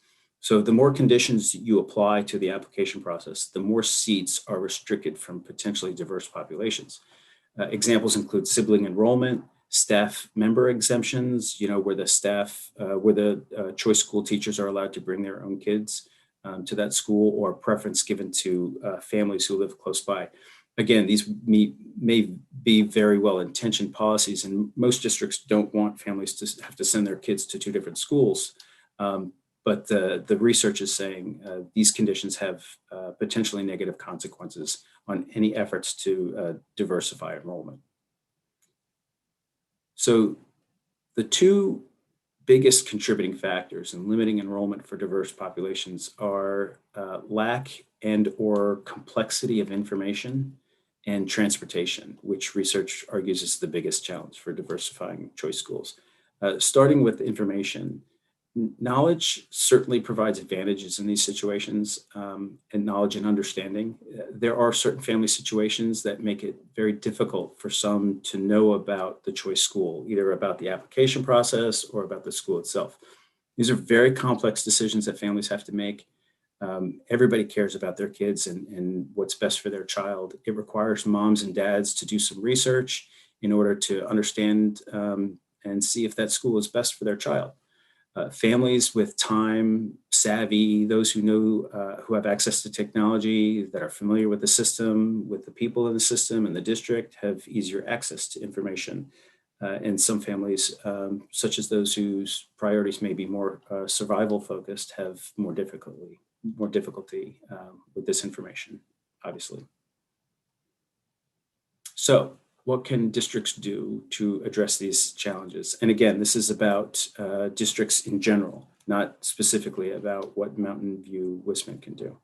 The research suggests there's one big conceptual strategy and several practical steps that districts can take that could be effective in decreasing disproportionality.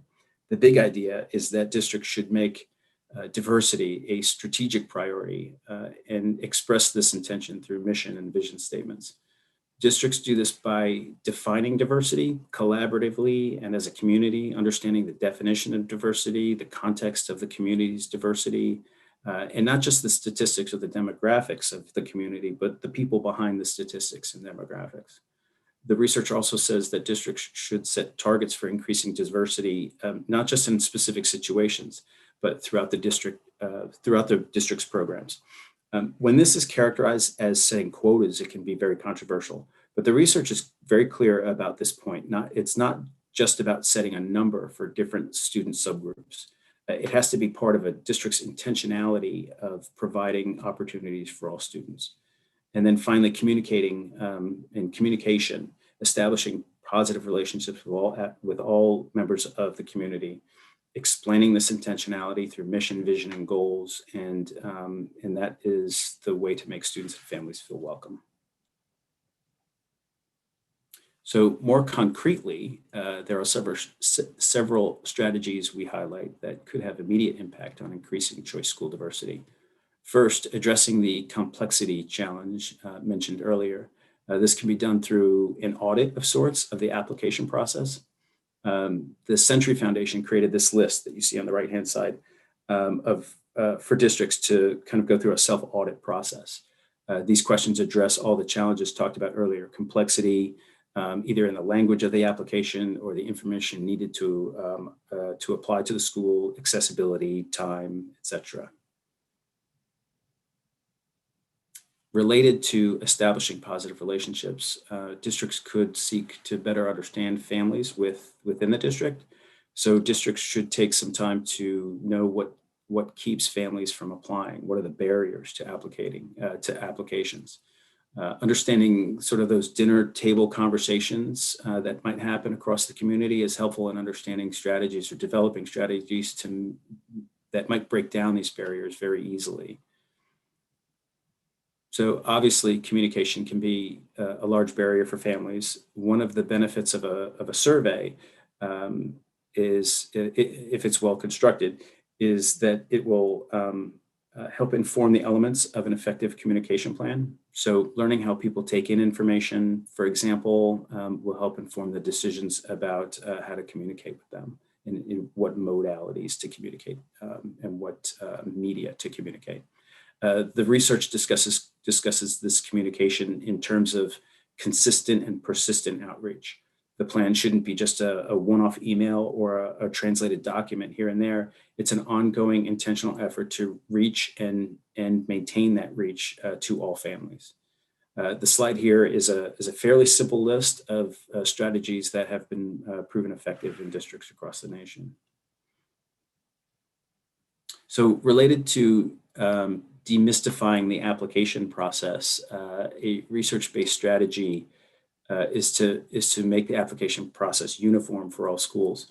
So for example, one suggestion is for the application, for there to be one application for all choice schools. Not just that, but maybe one form for all schools registrations. This might not be applicable to all districts, and honestly, I really don't know what a form like that would look like. But I think the overarching idea here is that processes be simple and clear, and however that needs to happen. So the final specific remedy is to overcome the transportation barrier. The research highlights this as one of the biggest barriers to magnet or choice schools, and quite obviously, experienced educators know this to be true in many situations. Research-based solutions are out there and in place right now in districts throughout the nation. However, the research also cautions that transportation solutions are highly contextual. So what works in Washington, D.C., for example, is not going to work in rural Alabama. The ideas from the research we highlight here, though, can be adapted or modified to meet the needs of students and fit the district's particular context. The key here, whatever the solution, is to ensure that it's free, easy, safe, and time efficient. You quite obviously don't want kids on the road for a long time. So the last part of this presentation, very briefly, attempts to illuminate a few ethical and legal points for policymakers' consideration. Legally, school districts in California have to abide by certain conditions if they offer choice schools. And I think most of you are familiar with this, so I'm not going to linger here. This slide sort of sums up the intended the intention of these laws, which is to open opportunities. These laws are not intended to be discriminatory or go beyond the stated preferences listed there. So interestingly, California law, by way of the federal ESEA statute, the No Child Left Behind, or the ESSA version of the law, does permit some flexibility when it comes to choice schools as a way to eliminate discriminatory practices or situations. For example, weighted lotteries can be used as a method to increase diversity or rectify non-compliance of Title IX or Title I situations. Weighted lotteries also, however, can have the unintended impact of making an application process overly complex. One of the challenges we talked about earlier, or I shared earlier. So, and a couple of ethical considerations to think about. Crafting effective choice school policy, however well-intentioned, might actually increase disproportionality or siphon off money from programs that might be having a positive impact in increasing diversity elsewhere. But choice schools can be, if policy is considerate of all the challenges highlighted in the research, instruments that expand educational opportunities, create inroads to underserved communities, and generate and promote diversity. So the research report on which this presentation is based made several recommendations to the Mountain View Wissman staff. And again, like the findings included in this report and in this presentation, these recommendations are not intended to be directive to the school board policy or specifically about Stevenson Elementary. They're intended to direct follow-up exploration of the question of equity in general. So very quickly, Hanover recommends engaging in some form of equity audit. As Hanover has done with many districts across the country, it's a very common conversation right now. Also, extending from that, promoting equity as part of a strategic mission and vision. And finally, collecting more research on specific effective choice school strategies that are in practice and effective throughout the nation right now. So at the end of this presentation deck, you'll find all the resources we used for the report. I highly recommend for further reading Potter's Recruiting and Enrolling a Diverse Student Body in Public Choice Schools. It's by the Century Foundation. It's intended for district leaders and policymakers, and it's a pretty good read. So thank you all very much for your time. I really appreciate the time that you've allowed us to present this report, and I'll hand it now back to Megan.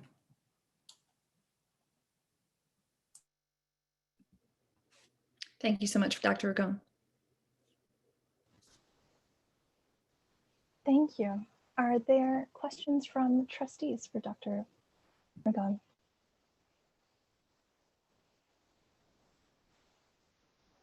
All right. I did have just one question. I think part of why we don't have questions is because the report itself is so thorough and we had a chance to read that beforehand. So thank you for that. And this is more for Ms. Henderson. When we look at the recommendation for an equity audit, for example, how do you see that type of work fitting with the Diversity, Equity, Inclusion, and Belonging Committee that we're establishing?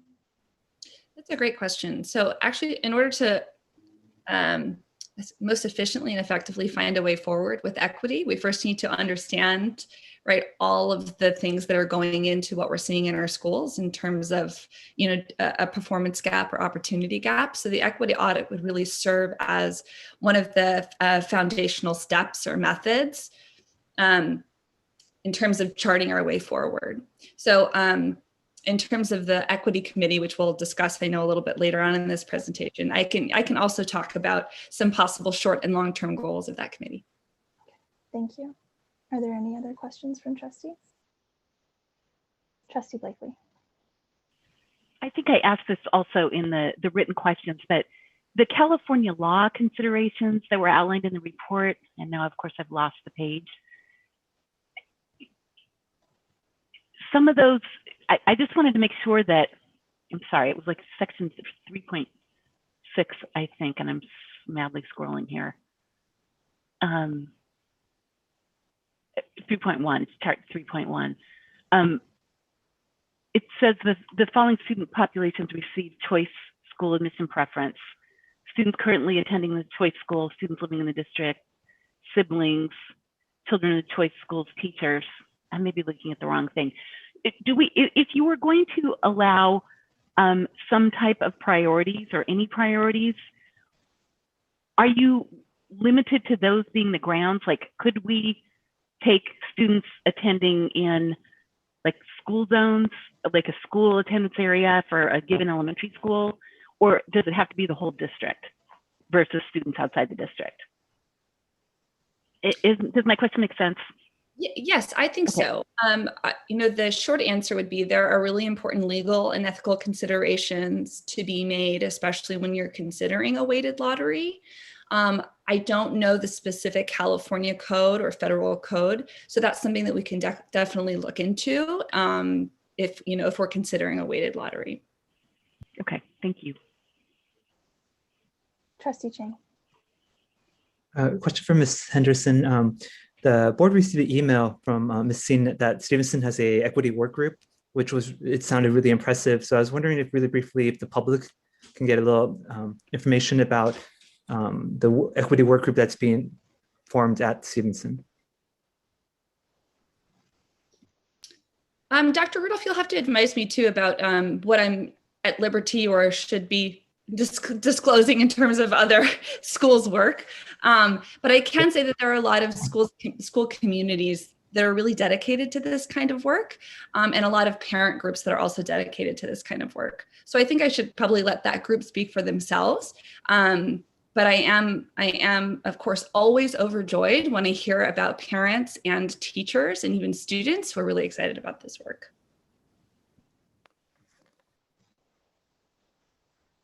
All right, if there are no further questions from trustees, we'll now move on to public comment.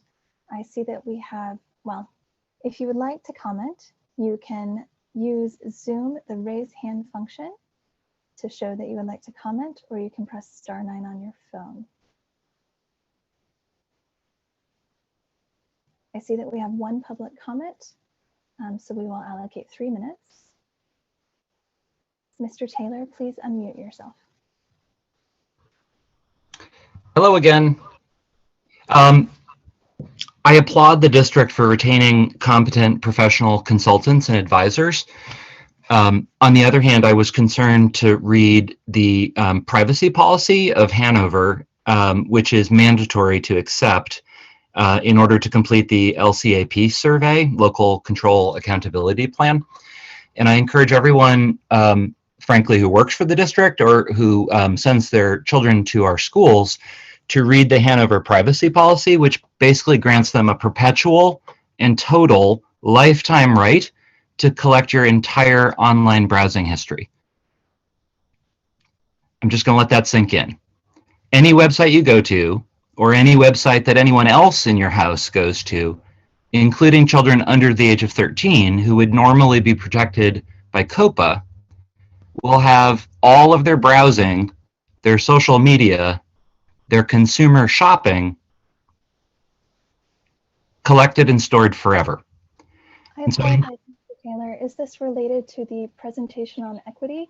It is related to the entity that just gave you that presentation, and therefore, yes, it is related, because the company you're employing is using services generally known as ad tech to surveil the people that you send their surveys to, and that is inherently inequitable.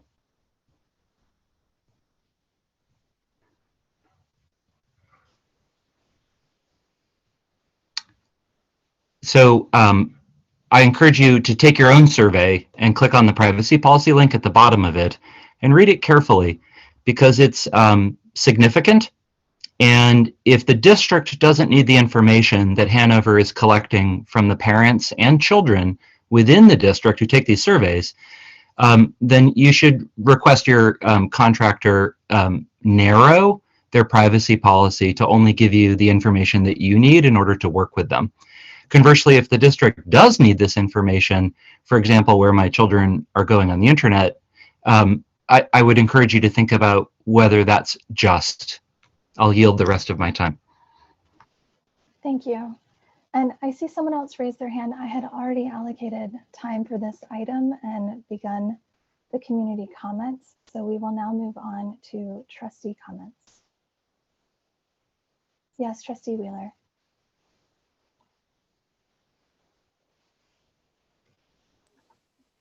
So I'd like to say I've been waiting for this item for a long, long time.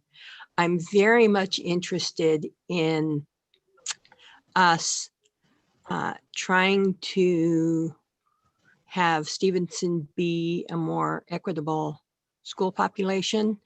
And the best way that I can imagine doing it, you know, and utilizing the samples that were provided to us is by income.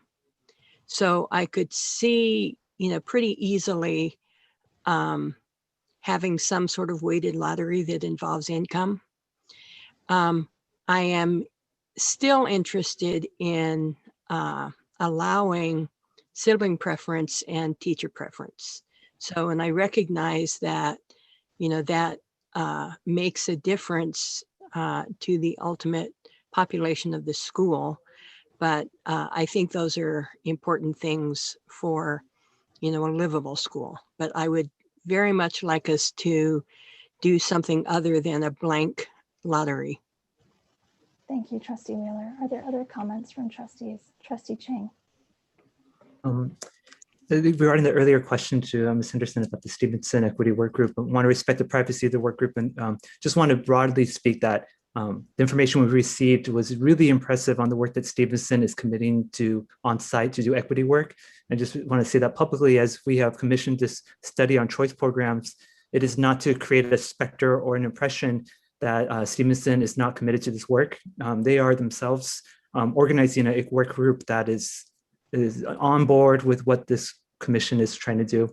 And last comment is the report talking about the impact of transportation and what type of families choose to enroll. Look forward to the work group and at Stevenson, and also further with the handover, looking at how does parent participation, which is not a requirement, but kind of a cultural expectation at that school, how does that exponentially grow the impact of transportation needs? So it's not just the students being dropped off at the school, but as a school that has a culture of parent participation, that seems to take the transportation issue that creates an equity issue and makes it worse.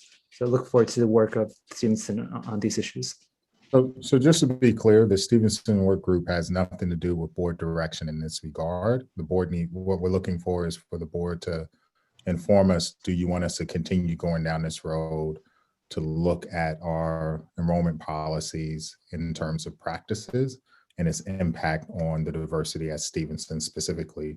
Because at least when we started this conversation with the last board, there was concern that while Ms. Strahl was pretty equitable, obviously there's a larger concern about whether or not Stevenson was.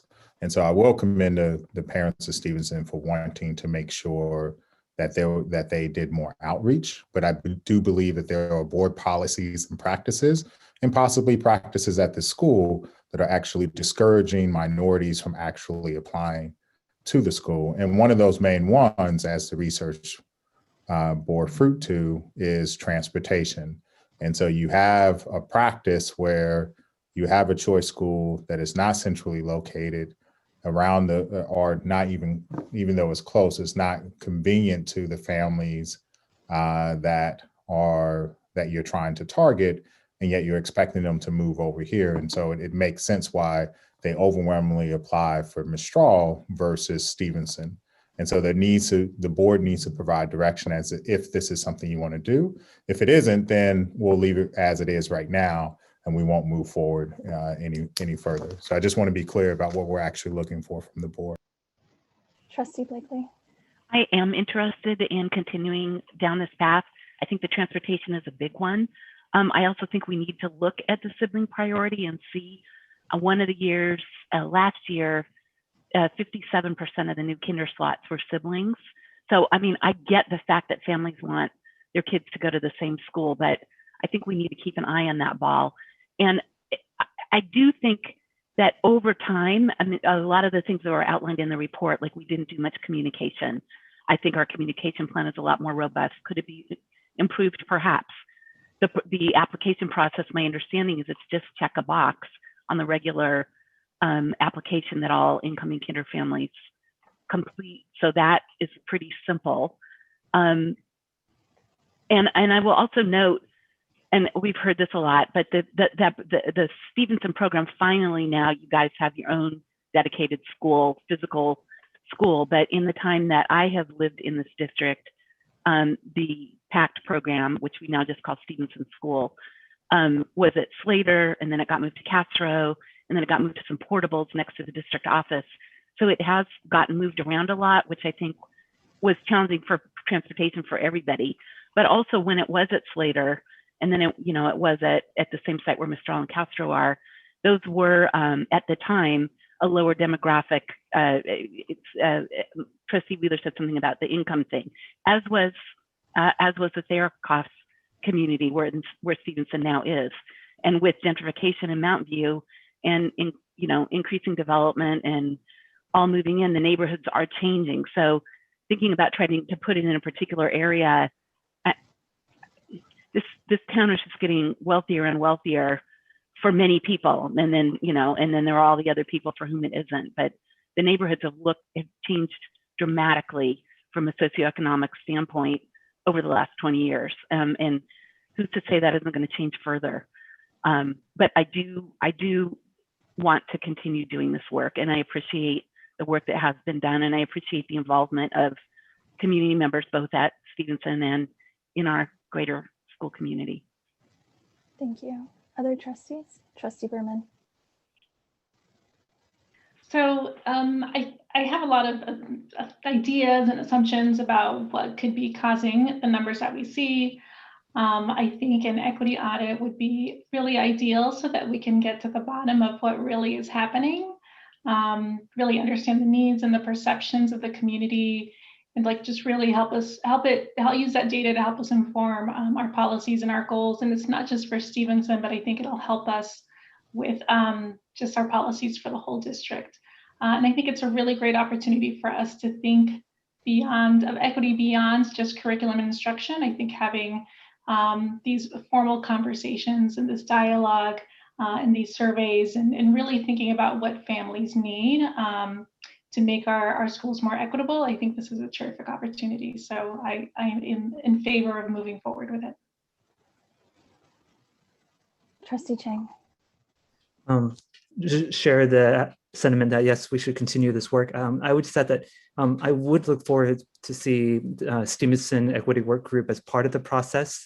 It doesn't make sense for equity issues to be done in parallel, especially when there's a group that's committed to have, and they have insights as that's a school community. So when this continues to be brought back to the board, it would be alarming if this was a work process done not in close participation with equity work done locally.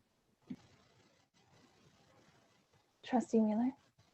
Yeah, one component of this that I would like to come out of all of it is, what is Stevenson now?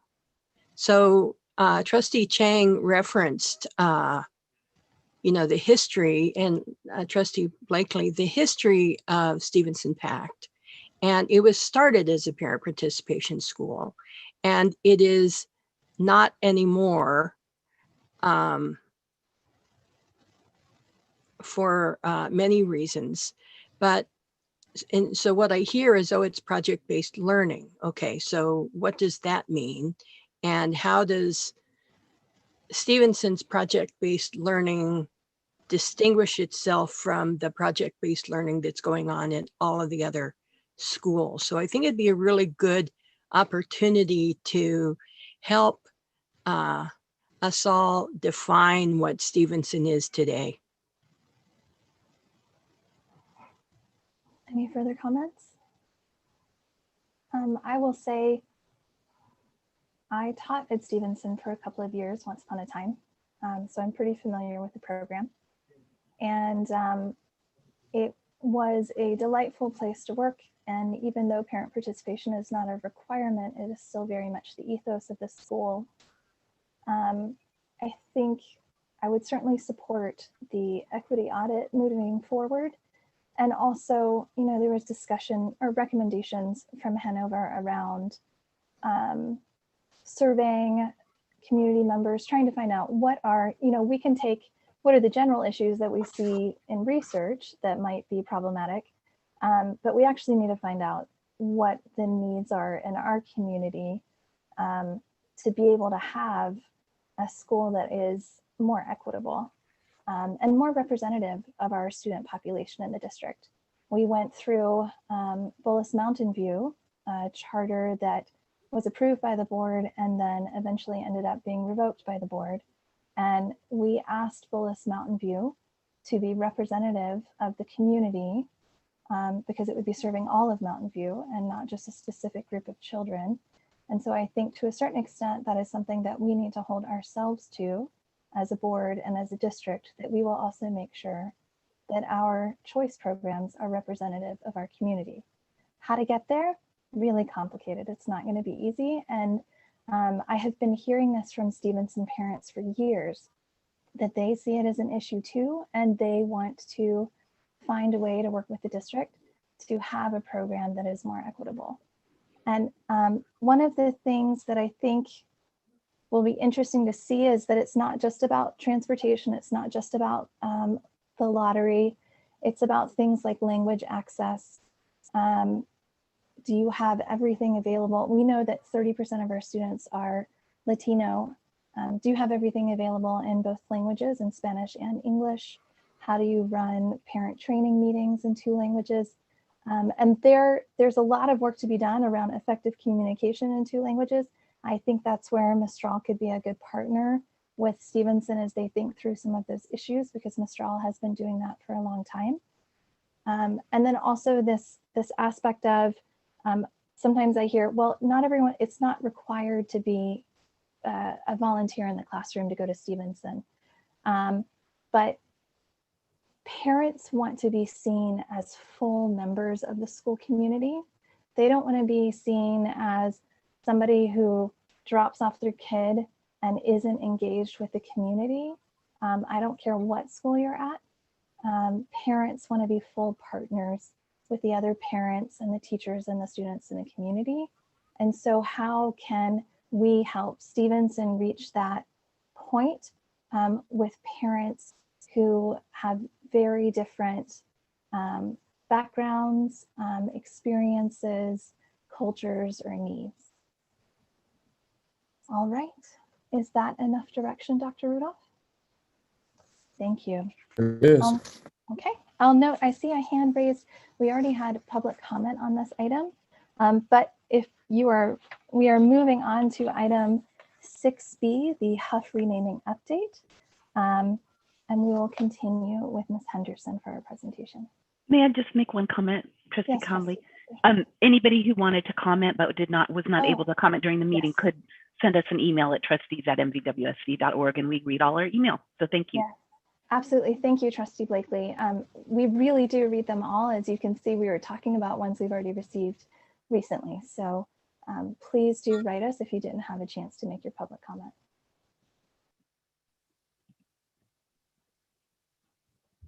Okay, excellent. Well, I'll be putting on my other hat tonight and then one more after this. So I'm sorry you're going to have to hear me speak for a little while, but I want to give a really important update on the renaming process. It's been a real privilege to an honor to be able to do this with the Citizen Action Committee. So I'd really like to kind of show off some of their efforts. One thing I did want to mention, excuse me, about this particular project, and note for people that this is a really tough transition that people are managing, us as an organization and also the people at Huff. Of course, I was a teacher at Huff. I have a lot of love for the Huff community. And so I really want to acknowledge too that this beginning of this transition actually starts with an ending. And that's really important to acknowledge. It's paradoxical, but at the start of all of this, we kind of had to identify what we're losing and keeping, right, through all of this. And of course, we're keeping the best things, right, about the school community, but we are changing the name. We're in this kind of in-between neutral zone right now where we know that we're letting go of that old name, but our new one isn't fully operational. So there's some psychological realignments that kind of have to happen during this process. And the reason that I mention this is really just to be really cognizant of the passionate attitudes and maybe even some of the grief that people are experiencing about this. But ultimately, I'm excited for the new beginning for the community, new understandings about new values and attitudes, to ultimately kind of reinvigorate the purpose and direction of the school, which is a really wonderful place to be. So some of this information will be reviewed. So I'll go quickly through this stuff because we've kind of talked about it already. We're renaming Huff, of course, because of calls from the community and increased visibility in equity issues, activism, and in civic responsibility. Of course, it's aligned with our strategic plan and board policy to change the name of Frank L. Huff Elementary. And I also want to mention that naming institutions is actually a very important thing that happens in our society. It retains a lot of symbolic capital. The names that we choose for our buildings ultimately make a statement to the community about our values and virtues. So of course we know that that Mr. Huff served us well as the namesake for a while, but a couple of our students at Huff uncovered some anti-immigrant sentiments that he espoused at one point. And it's one of the reasons that we're really hoping to shed the spotlight on someone else in our community who can better espouse some of the values that we hold dear as Mountain View Wisconsin School District. There's a lot of connections actually to this name change according to both our new and old strategic plan. And that is we want every student, staff, family, and community partner, we want them to feel valued and supported while working, learning, and partnering with us. So one thing that you've known already is that we formed a citizen advisory committee where we aim to incorporate people from multiple stakeholder groups. We have, of course, the amazing principal, Arlene Siam. We have students from grades 4 and 5, parents from various organizations, teachers at almost every grade level, staff, alumna, and of course, I am the facilitator, but a non-voting member of the committee. So far, we've actually met 3 times. This was the agenda for our first meeting. It's always posted in the invitation that they receive. There's also a special part on the Huff website that gives renaming updates. We, of course, established expectations and agreements. We reviewed the board policy for renaming practices. And then, of course, we talked about serving the community, the larger community, through a thought exchange. This is a visual representation of how the renaming process is going to go. Now, this is an example only. So any of the values and virtues that you see or the potential names, these are examples only. These do not represent the current process that's going on. But the survey data that we collected from the thought exchange acts as that cloud on the right, where we've got all of this data. And what the Citizens Action Committee has been doing the past couple of months is actually clustering this data into themes. And those themes represent the values and virtues of both the Huff community and the district. Values and virtues like courage, compassion, ingenuity, and resilience. So we're actually not starting with the names themselves. We're really grounding ourselves in what does our community believe in and hold dear. That way it can always center us in this process. Our CAC actually developed a rubric based on the survey data that we will actually be using for each namesake candidate that moves forward so that we can have a very clear, observable, objective metric upon which to look at each namesake candidate. Ultimately, that's going to whittle the names down. So for example, if the values and virtues that came forward were courage and compassion, a namesake candidate such as Harriet Tubman might do very well on the rubric, and be one of the few namesake candidates that are eventually presented to the board. And the CAC is going to be in a pretty rigorous research process that's also going to help us do that work to ultimately present the board with a few options. So that's just a visual representation. So in our second CAC meeting, we did just that. We looked at the thought exchange data. We looked at best practices for creating rubrics, and then they went straight into work groups to actually sort through some of the thought exchange data. The thought exchange participation went thusly. There are 193 participants who ultimately offered 163 thoughts. and gave 2,376 ratings. You can see that 111 participants shared thoughts, and 75% of the participants offered ratings. Of course, I needed to outline for the CAC especially, who is going to be combing through this data, how to read it. And of course, there's a participant group, an average rating, a total rating with the amount of people who delivered those ratings. The thought exchange results I don't even know how to say this, in graphic form, look just like this. So this is kind of like a snippet. A lot of the words that came up often appear larger on this pictogram than the words that came up less often, which appear smaller in this pictogram. So you can see clearly that people are reflecting a lot about a positive attribute for our namesake candidate, who reflects history and represents our population, who's inspirational and whose values and virtues align with the district and the school. This is ultimately the rubric that was formed. And of course, the CAC is going to be helping fill in the district considerations and the Huff considerations. So the criteria meaning the district considerations born from the data, and the Huff considerations born also from the data themselves, using a Likert scale 1 to 5 to quantify the participants or the CAC members' thoughts in some way. This is the rudimentary structure. Of course, it'll look a lot different when it's finalized. We did talk a lot about student involvement at the very beginning and actually throughout this process. And I actually met separately with the teachers at Huff, who were going to really help us when we have a small list of candidates, engage all of the students in every classroom in the process of research and some sort of conceptual representation that will then ultimately go to some form of probably virtual, right, assembly. There's also going to be, at the end of this process, an inaugural t-shirt design that will be student focused, as well as a slogan contest. So the next steps that we're going to be engaging the CAC in this time is research. The initial vetting is going to be about research based on major contributions and achievements, expressed values and virtues of the candidate, areas of concern, areas of excitement, and of course the initial score on the rubric using that Likert scale and the demographic, or not demographic, on the consideration items that the CAC has whittled down. I do want to mention that there are namesake candidates that aren't actually people. So that's something that also that our community is considering. And we did consider that fact when we started to create our rubric, making sure it was general enough to apply to both people and non-human namesake candidates. And this is how ultimately the scoring is going to work.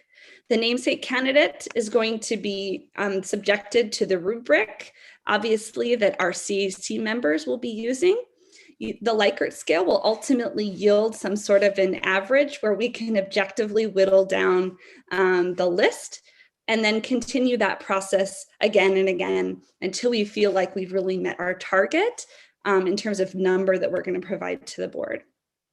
After we whittle it down to a certain point, there will be an enhanced vetting session where there will be multiple sources. At least 3 is just what I'm going to throw out there, right? To do a lot more research. I call it digging for dirt and digging for gold, is both of those things that we're really going to consider. And then of course, the score on the rubric that reflects how well this namesake candidate aligns with the values and virtues of Huff and aligns with the values and virtues of the district. This is the timeline that you saw actually at the beginning of the year. We've been able to keep to the timeline very, very well. You can see here we're in this area, February to March, where we have 1 monthly meeting. It's approximately an hour long. And during the months of March and April, we'll really be doing a lot of the research and whittling down of the candidates so that eventually May and June we'll be able to present a smaller list to you all to consider, so that we can provide the necessary time for the district personnel to do the renaming procedures and some of the more grunt work associated with changing a school name. So that's the presentation that I have for you. I'm happy to answer any questions. Thank you. Are there questions from trustees? Trustee Chang. Thank you, Ms. Henderson. And my question has to do with genders, and we have 11 schools and only one school is named after a woman. In the criteria, are there certain some of those attributes in the slides where that may come into play when we look at the broader picture of? Yes, absolutely. It's certainly been a consideration that's come up when looking at the Huff Thought Exchange data. Other questions? All right. We will now move on to public comment for this item. If you would like to comment on the Huff renaming process, you may raise your hand using the raise hand function in Zoom, or you can press *9 if you are on your phone.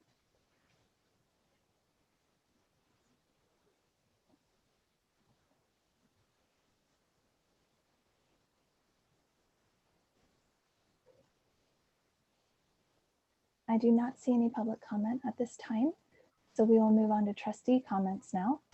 Trustee Blakely. I just wanted to thank you and the committee for the very thorough work you've done and the clear process and bringing out all these ideas. So thank you. You're welcome. Trustee Berman. I'm really excited, excuse me, that you have students on the committee. So I'm excited to see what names they come up with. So I look forward to it. Thank you. Trustee Chang. The fact that our district has an equity director is something I think the whole community should be really proud of. It's still something really rare in public schools, and it's amazing we have one. And thank you. I really appreciate all the work that Ms. Henderson and the committee are doing. On the issue of Huff is a community where we have a large Asian American population. So as a teacher, of a U.S. history teacher, and actually an ethnic studies teacher, it stood out to me that I believe it needs to be said each time we talk about Huff that it really looks like that his views on immigration really was targeted at the Asian American community. While we don't have record of what he meant when he said which immigrants could not fit the American characteristic, it was the Republican platform of his era to exclude Chinese, and his brother gave congressional testimony wanting to exclude Japanese immigrants. So there is a good belief that this is really about targeting Asians. And the reason I want to bring that up is that it wasn't just him. It was the attitude of California at that time. The Chinese Exclusion Act was passed by every member of the California congressional delegation, Democrats and Republicans, including prominent members of our community like Stanford, voted to exclude the Chinese. So as we work on this, they just want to say their name, and that this is part of racism that was done to the Asian community, and anti-Asian sentiments are often not said. Even today with people bullying kids with COVID-19 and the way they name this virus. So just kind of want to put it out there. So thank you. Thank you, Trustee Chang. Are there any other trustee comments? Well, I would like to agree in thanking you for your work on this, Ms. Henderson, and the committee has come up with a very thorough process, and this timeline looks great. And I also appreciate the transparency that we're creating around this process. I agree. I think I said this when we first brought up renaming Huff, that it is important to draw attention to the groups of people that he was in fact discriminating against. And we do have a well-established Chinese American and Japanese American population in Mountain View. I am not prescriptive at all. I'm really interested to hear from the community, but part of me hopes for kind of closing that circle in terms of honoring the very people who were being discriminated against at that time. I think there would be something really beautiful about that, especially if it could be somebody from within the Mountain View community. But thank you for all of your work, and thank you for joining us, Principal Siam. We will now move on to item 6C, the Equity Advisory Committee, staying with Ms. Henderson.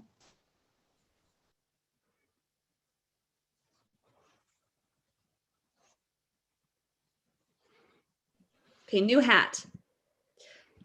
All right. New hat, same mission. Here we go. All right, so I wanted to talk a little bit about community engagement and of course answer the board's calls for considering an equity advisory committee. So this is a proposal that would of course invite your questions and your feedback. Of course, I have to mention first, as I did with the land acknowledgement the last time, I really want to acknowledge the sanctity that is Black History Month. And I wanted to acknowledge it for a couple reasons. As Dr. Rudolph was so kind to mention, the February infographic that is actually located on the Mountain View website under the Superintendent's tab, you scroll all the way to the bottom, you'll see Better Together, MVWSD. This was also sent out to teachers and to parents in the community. And this month is dedicated to becoming anti-racist under the theme of Black History Month. I mention a quote here by Rosa Parks for a couple different reasons. One is the quote is beautiful. You must never be fearful about what you're doing when it's right. And I chose this quote from Rosa Parks not only because she was a champion of her time and espoused a lot of beliefs that we all really believe in. But the reason that I chose to actually talk about anti-racism during Black History Month is because I'm really hoping to conceptualize the month of Black history as more than just celebrating Black exceptionalism. Although people like Rosa Parks were indeed exceptional, it's really important to have the conversations about anti-racism that are really often sometimes go unnoticed. Teaching about Rosa Parks is of course very different than teaching about the Civil Rights Act, and teaching about the Civil Rights Act is very different from talking about infrastructural racism. So it's my hope that by delivering this infographic this month to talk about anti-racism is that we'd really do the month justice. So it's just something that I wanted to mention ahead of time.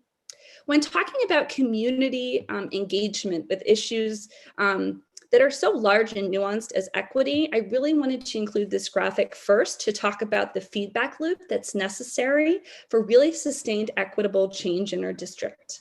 So of course we have the community, the central office, the schools, and the school board as major tenets of our community. But of course it's really imperative that that feedback loop is clear and is something that goes back and forth all the time, especially when we're looking at things like equity gap analyses, or what you heard today, an equity audit, right? Which a lot of times incorporates a root cause analysis, or the solution developing and action planning, and of course the reflective practice and evaluation that goes into all of these topics. So what I'm going to present today in terms of a proposal for a district equity community, I feel like would really enhance this feedback loop because it would give us the chance to welcome community feedback, but also incorporate people from the central office, people from the schools, and then of course from the school board. So it would really complete that feedback loop. So why we need an equity advisory committee is because transforming systems of oppression to achieve equity requires, I would even say demands, collaboration across stakeholder groups. That of course coming from the national school reform. And then the process, of course, of implementing equity systemically and sustainably across the district involves family and community engagement. The last thing we want to do as a district is check a box or apply a Band-Aid for something that doesn't accurately or systemically address the larger things that are going on.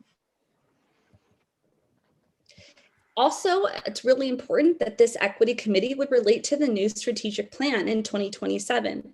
In goal area 3 on inclusive and supportive culture, the sub-goals read as to expand and enhance opportunities for stakeholder engagement, expand and enhance culturally relevant approaches to student, parent, and community engagement, and then of course, enhance capacity of all parents to support student learning. And really, it is my strong belief that this equity committee would help us do that. Stakeholder engagement matters very much when it comes to equity. I was describing the other day to a colleague how equity can be a topic, but more importantly, equity is also a practice. So while it's a mouthful to say, you have to implement equity measures equitably, right? And so it's really important that not only are we talking about these really important things, but that we're talking about them in a way that, you know, we're walking the talk, right? We're doing so equitably. It also increases the likelihood that projects will be supported. This equity work is going to involve a lot of time, a lot of people, right? And a lot of group effort. And so if we have, of course, stakeholder engagement from multiple groups, it's more likely that projects will be supported. We always want to increase trust in our community, and transparency goes along with that. Integrating or implementing something equitably means we're integrating multiple perspectives, and of course, creating opportunity always for discussion to learn from each other. As I've been working with teachers in equity seminars, I always tell them when I'm trying to get them to participate, they are their best teachers, and that's absolutely true. So discussion is really key. Other districts have already started embarking on this work. Franklin McKinley School District, of course, has a standing committee of the board, the Diversity, Equity, Inclusion, Belonging Committee. They have a year-round task force of developing these initiatives and policies. They set annual priorities and draft district-wide policies related to diversity, equity, inclusion, and belonging. And they also recommend policy to the board. The Fremont Unified School District also has a district equity team. And their goal is to establish partnership with families, communities to increase academic success for all students.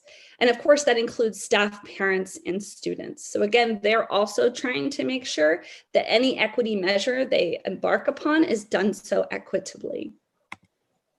So the goal of this committee would be to increase meaningful stakeholder engagement towards creating an inclusive and supportive culture, which of course, that terminology is taken directly from our strategic plan 2027, and to initiate discussion and review of equity related materials that are hopefully going to be, coming out large quantity very often. That's my wish.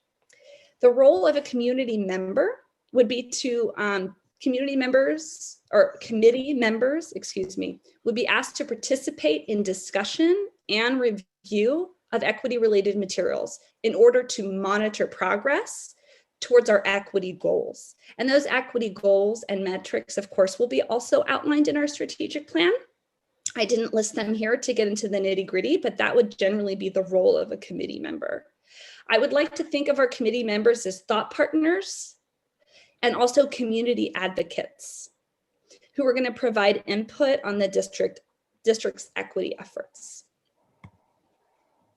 So very much like the formation of the CAC, we want to target multiple stakeholder groups. Of course, we want to invite a member of the Board of Trustees to serve.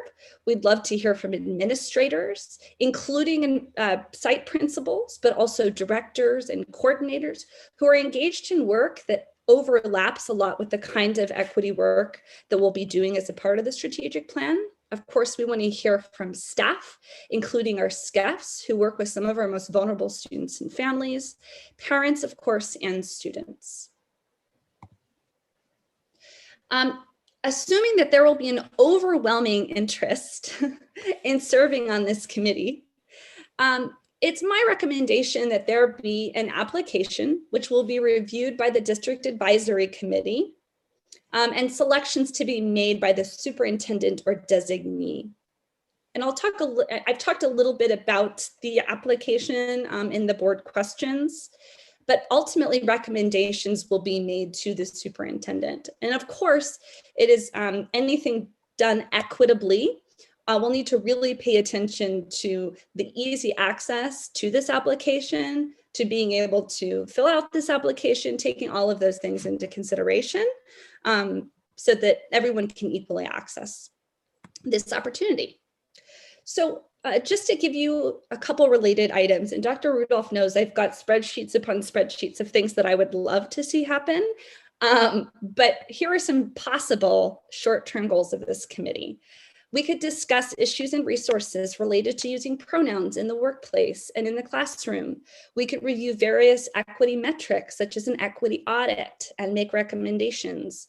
We could establish a clear unity of purpose for the coalition. And much like Hanover actually suggested in their presentation on choice schools, defining what educational equity means for our district.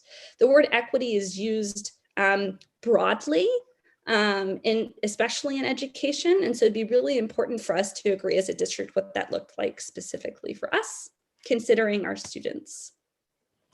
And some of the long-term goals that I would propose are discussing resources and issues related to how we engage our community in self-reflection and growth on an ongoing basis, supervising for improvement of equitable teaching and learning, constructing and enacting an equity vision, of course, fostering an equitable school culture, and collaborating ongoing with families and communities.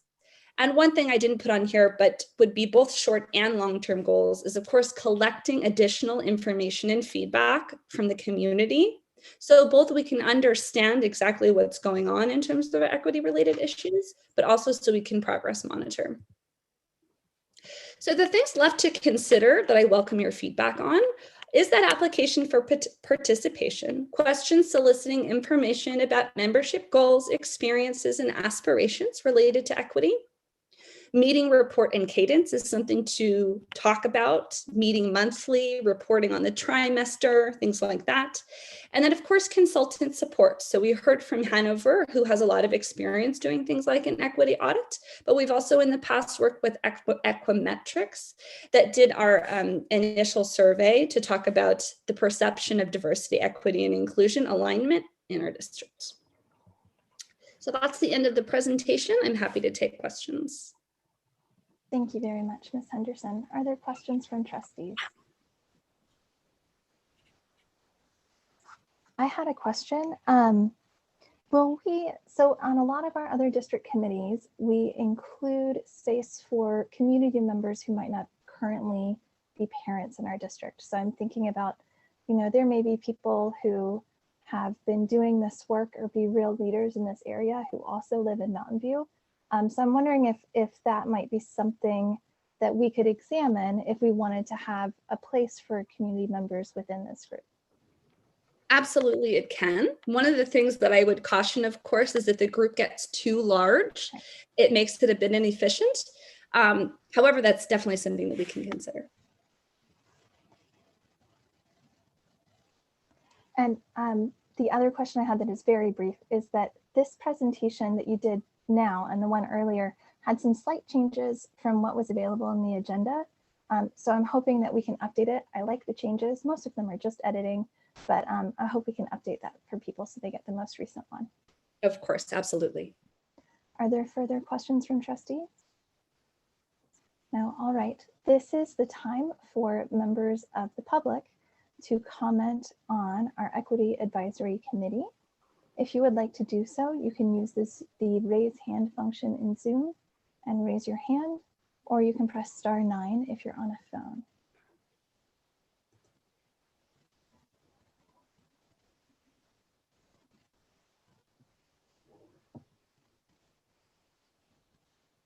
All right, I see that we have 2 members of the public who would like to comment.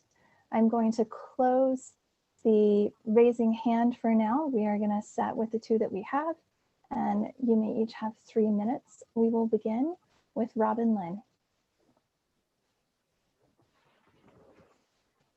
You may unmute yourself, Robin. Hey, thank you so much for, again, listening to me. Yeah, I really am blown away by this presentation. I applaud that the district is really thinking deeply about these issues and trying to be proactive about it. I think it is very resonant to see slides with titles like meaningful stakeholder engagement, that community family feedback is needed, that we want to create an inclusive culture with thought partners and community advocates. I think what it resonates with me is because these are things that I have not actually seen from the district with regard to land use issues. And I encourage that equity is not just about racial and socioeconomic justice. It is really about land use and how we all as a community tackle these problems of densification, of more people kind of having needs of the same pieces of land, the same resources, the same monies, the same everything. And I hope that this call for equity is not just limited to a narrow set of issues, that it is actually something that the district and the board embraces and actually embodies. Thank you for your time. Thank you. Ms. Pewitt, you may unmute yourself. Can you hear me? Yes. Great. Thank you.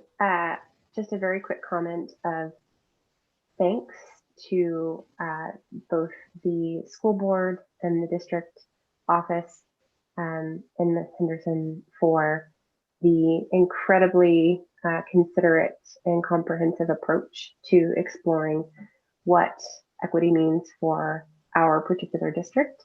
Our district is unique, and I think that some of the comments that we've heard tonight and at various other public forums have indicated that we have a number of community members who are somewhat newer to the process of public input and the management of state agencies and school districts. And I appreciate the patience and the constant efforts to educate as we enact and discuss policy. I think that is really valuable. And so I just wanted to say thank you for all of the efforts that you put into ensuring that our children are educated. And I know that there are people who wish that more time would be spent somehow focusing on opening our schools right now. And I really appreciate the patience with and the perseverance in continuing the agenda items that have been important to our school district for the last months and years. So that's all I have to say. Thank you. Thank you, Ms. Pewitt. We will now move on to board comments. And we only have 1 minute and 5, no, I'm just kidding. We have, if we could take down the timer, please. Thank you. All right, board comments, please. Mr. Chang. Thank you. Just two brief ones. I know that I'm really glad that while a lot of people are here waiting for reopening, that they got a chance to see the equity work, because this is really a gem in the district. So thank you, Ms. Henderson, and this is good for everybody to see. The number one, I welcome the board on the issue of pronouns and land acknowledgements. Just jump in and kind of begin to set this modeling for the district. Especially pronouns. You know, it's very difficult for educators and for parents to understand why people put the pronouns in there. Why do I put on my name there that it's he or him? And I think that we can already begin to plant the seeds for that. A second thing is when asking about the representation on an equity committee and how do we know when we really are thriving? And I recommend for parents on this call, the board members have all listened to this already, the podcast, The Nice White Parents by the New York Times. It's 5 episodes. You know, it's the best use of your time to understand equity issues in public schools. And in one of the last episodes, they talked about what does a perfect equitable committee look like? And they talked about how it's about linguistic equity. So when we're looking at criteria on who's on the committee, it'd be wonderful if it was representative of the languages in our community. So if a certain percentage of our families only speak Spanish, it'd be amazing if that same was reflected on the committee.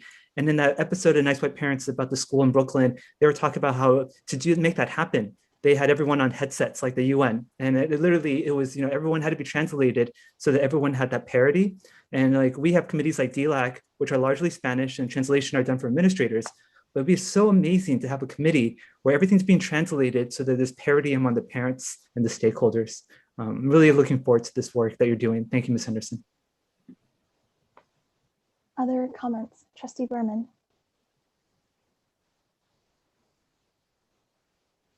So thank you, Ms. Henderson. I'm really excited about the work that you're doing and what's going to come out of it. Sorry, my throat's really sore tonight. In your presentation, I started to think about, I think you've done a little bit of work with the National Equity Project. And there is, I don't know if you've seen Margaret Wheatley's 6-circle model, where you have these 6 circles and then you have the line and then you have what are the things that are below the green line, right? And so this idea of all of the values or practices that are below the green line are like beliefs and relationships, information, identity, and how critical it is for us to really focus on the things that maybe you don't see. The things that are above the green line are structures and patterns and operations, which sometimes when we get into working groups, you want to dive right in, right, and focus on operations and structures and patterns. But you can't really do that work meaningfully until you understand your why. And your why really resides below the green line. And really working with this committee to have those deep conversations and learn from one another and build community and belonging, so that you can understand each other's values and where they're from, and then use that to inform everything that goes above the green line.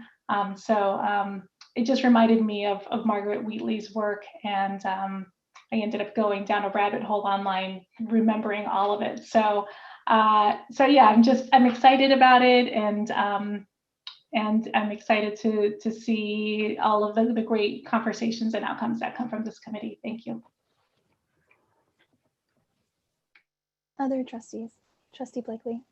I basically want to echo the thanks. I'm really excited about what you're doing. I'm so glad you're on board, and look forward to what we can come up with together.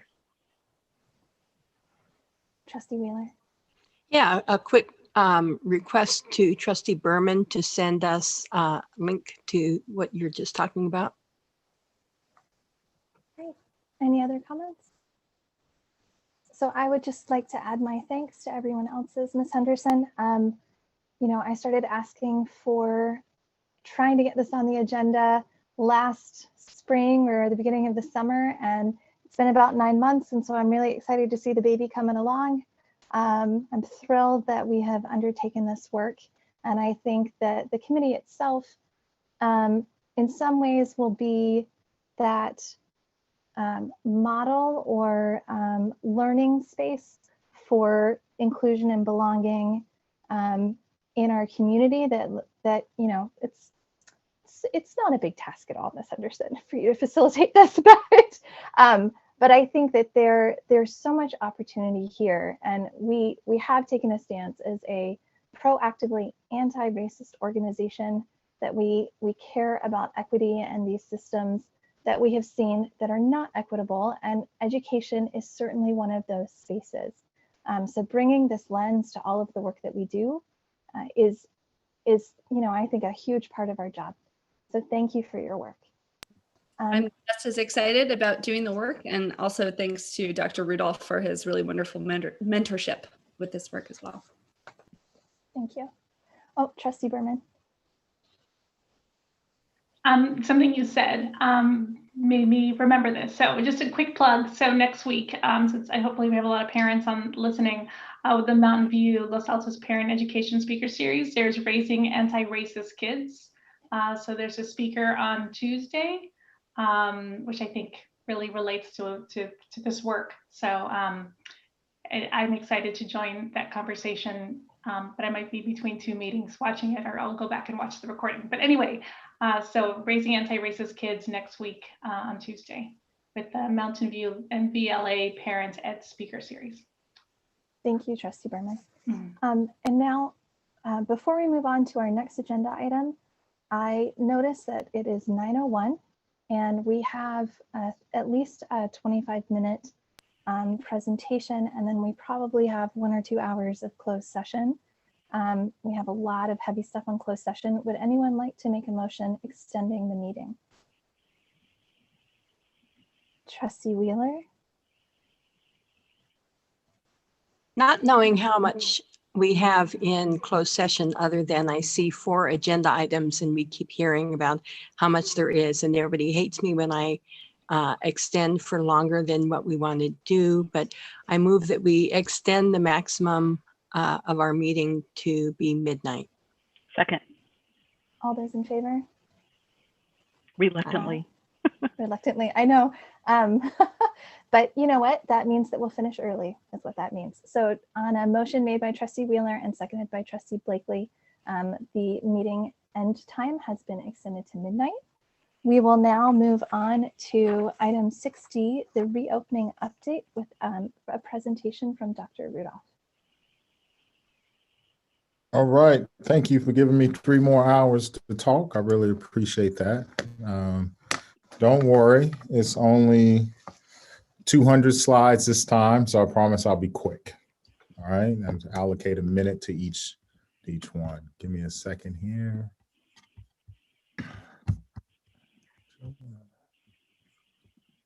This one.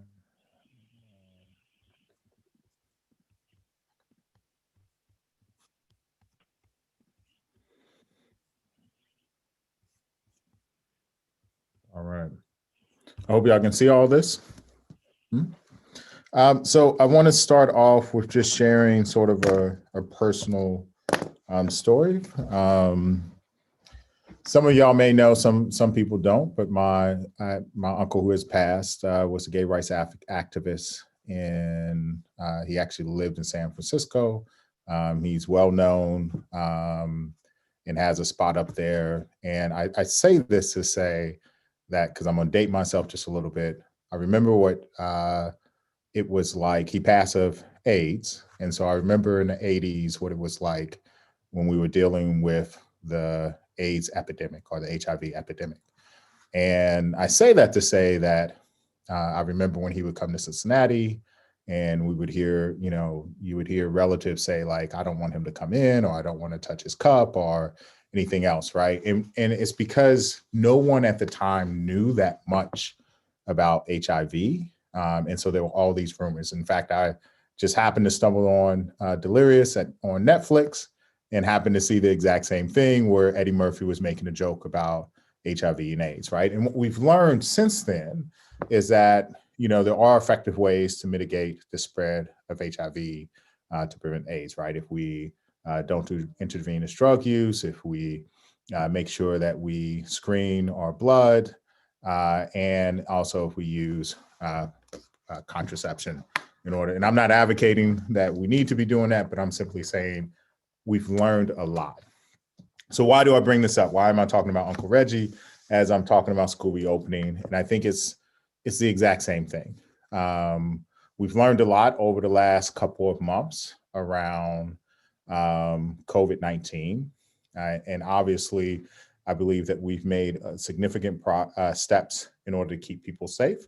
And knowing where we are with the vaccination, which is completely out of our control, it leads us to start asking some different questions now, right?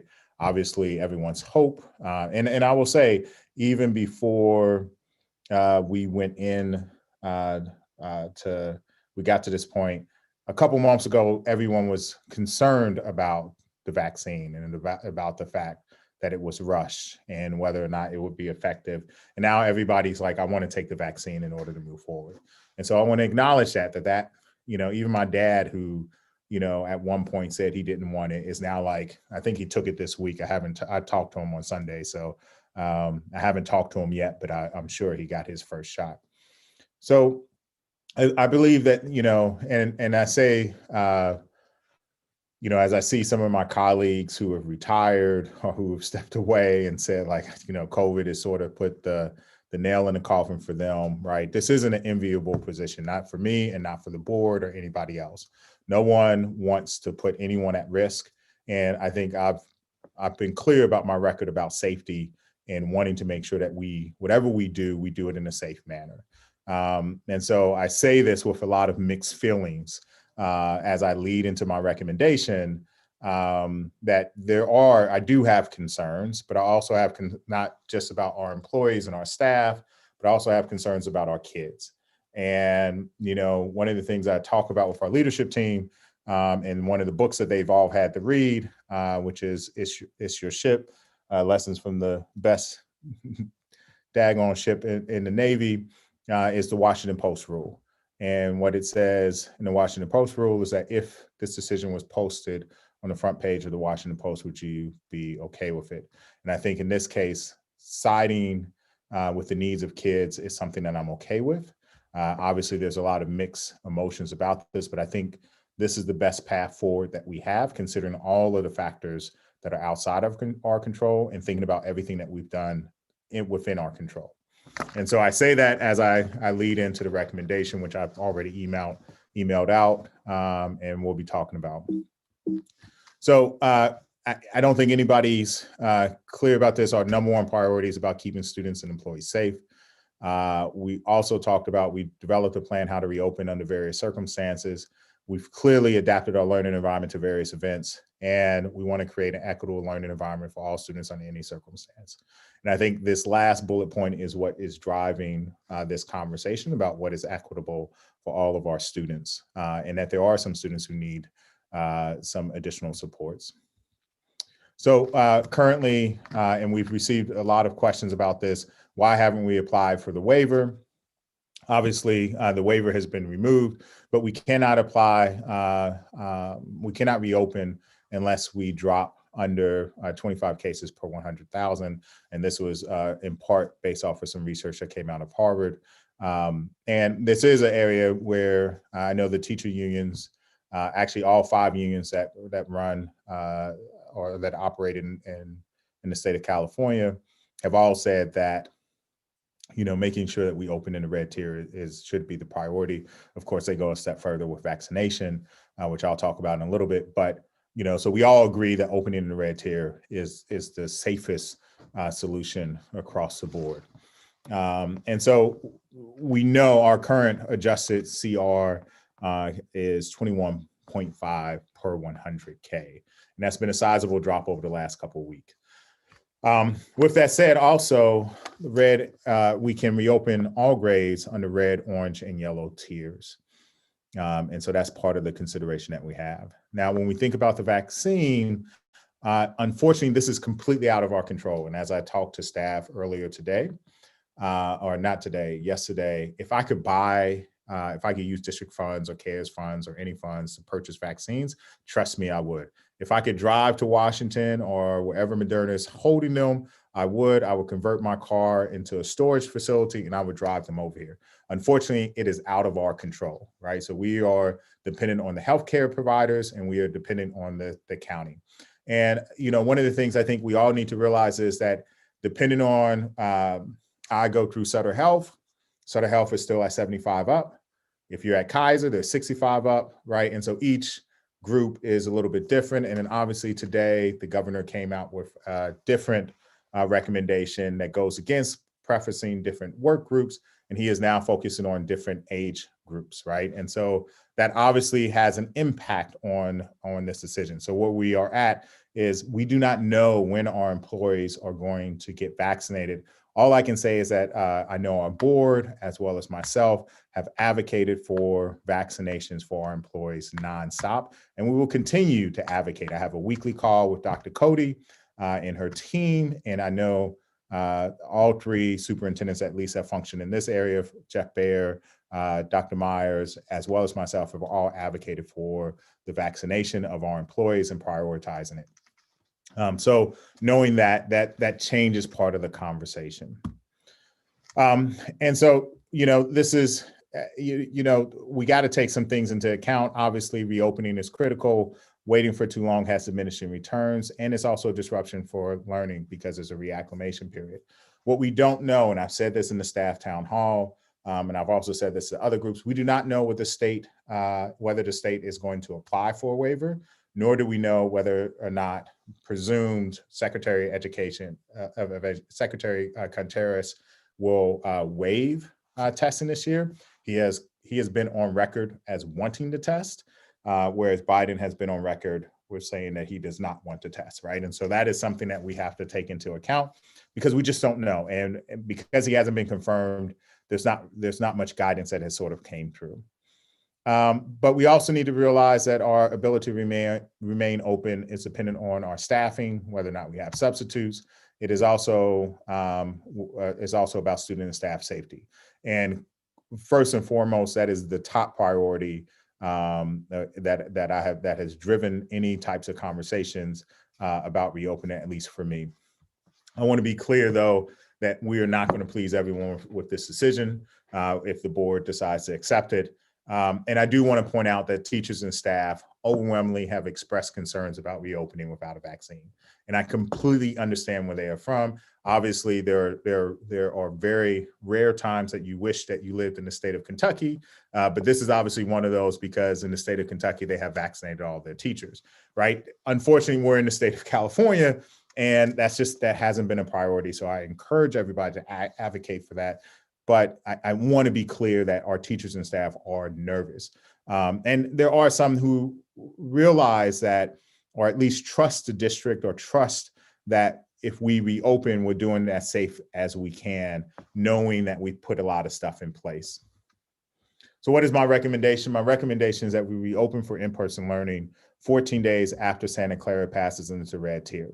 And I want to be clear, once we enter the red tier, we will then trigger the 14-day reopening phase. And so that is what I'm looking for. So I'm not saying we wait 14 days after we're in. I'm saying once we hit the red tier, there's a 14-day window by which we will reopen. This gives us time to reschedule students. We're actually going to start that, and I'm going to talk about that in a second. It also, I think, one of the keys about this, and one of the things that we learned in the fall as we were ramping up for the start of school, is that there was so much anxiousness or anxiety that existed about whether or not we should reopen, that once we took that off the table, people felt a little bit better and we were able to focus. Now, I know that saying that we're going to reopen in the red tier doesn't necessarily reduce the fear, but it is better than the emails that I received from staff over the last couple of weeks that said, we're at 21.5 or we're at 22.8, are we going to reopen, right? And so at least we have a clear target that is in line with all of the unions across the board. Obviously, that means that the community has some work to do in order to drive the numbers down, and we have to continue to commit to following, I guess now, which is 4 W's, even though I memorized the 3, right? So washing your hands, watching your distance, and wearing a mask, and I forget what the other one is now. And so obviously we have safety protocols in place. And, one of the things we know is we know more about the spread of COVID, obviously CDC, Dr. Fauci, who did say that we should prioritize teachers, but did not say that that is a prerequisite for us to open. The CDC, obviously the RAND Foundation came out today with information about it, right? And so there's a lot of information about the spread. What they are all saying is not that kids cannot be vectors, but what they are saying is that the spread in schools, if schools follow the mitigation practices, we can eliminate or not completely eliminate the spread, but we can reduce the spread to very small numbers versus what occurs in the community spread, which is really where we're seeing most of the cases is coming from outside of the school. And so we don't have and I want to be clear about this because some people are going to say, well, we need a specific date. We don't have a specific date, but what we know is that we're going to prepare as if it's going to happen soon. Obviously, the cases are dropping, but it's really dependent on what happens this weekend. Are we going to Super Bowl parties, or are we going to watch the Super Bowl by ourselves? What are we going to do during winter break or ski week? I know it's snowing, or it will be snowing this week up in Kirkwood and Heavenly, right? And so, I love snowboarding, but at the same time, it also puts us at greater risk. And so there are decisions that we have to make as a community. So we've changed this. We are now moving to 3 phases instead of 5 phases. So it will occur, 6th grade will now go with group 1 with pre-K, K, first SAI, SDC, and 6. 7th grade will move up to group 2, and 8th grade will come last. Part of this was about which group is the easiest to manage and would be the most compliant and sort of follows the rules, and then which one would have the hardest time adjusting. And again, as a former middle school principal, I can tell you if I had to choose one of these 3 grade levels, I would start with 6, and I would bring in 8th last because I would want 2/3 of the community to follow the rules versus the bringing 1/3 in. And it's not to bemoan our 8th graders. I know there are some great 8th graders there. It is just simply to say that my experience with 8th graders is when they know they're headed out the door, just like seniors, they act a little bit differently than 6th graders who know they have a couple more years to watch adults. So what do we have to do? Obviously, we're going to send out a survey to parents. They need to choose option B or they need to choose option D. We are working with parents who volunteered to work on the survey. And so we are in the process of creating another survey that we will send out, and I'll put that in there in a second. But I want to be clear, and I know that this concern was brought up. We have been training teachers on how to do this, and we can teach class simultaneously from using the computer and the iPad that we have provided people. And we were comfortable with that. We're going to continue to provide additional PD to help teachers get comfortable. We do need to know that, and I want to be clear about this. If the perception is that it is going to be school as it used to be, where kids get to collaborate in groups and sort of work and play and share all these materials, that is not what we're looking at. Kids will be in 6-foot area bubbles, and they will have to keep their mask on during class.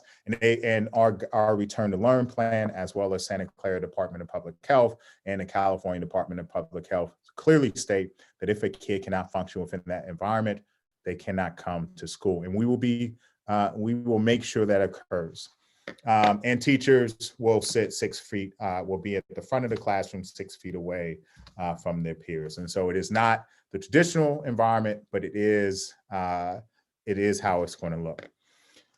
If there are more than 16 students per class who want to come in person, then that class will switch from 4 days to 2 days using an AB cohort person. There's a lot of work for us to do in terms of the in-person dashboard. You can find this on the website. Things like applying for the waiver are not there. We will be posting all of our school reopening plans, which we'll talk about what recess looks like at a particular site, because every site is different, what lunch looks like. So we have those that we will be posting pretty soon. But this is you can track our progress on this to see where we are at any given point. And over the course of the next couple of weeks, you will see these things moving a lot faster. So what is our next steps? Obviously, during school break, we are currently this week working on the parent creation. Next week, we will launch the survey, and we will allow parents 2 weeks to fill that out. We also will send out a staff survey, and we will send that out to understand how many staff are coming. And then we will start providing that data to our sites at the beginning of March so that they can plan. What have we done so far to collect feedback?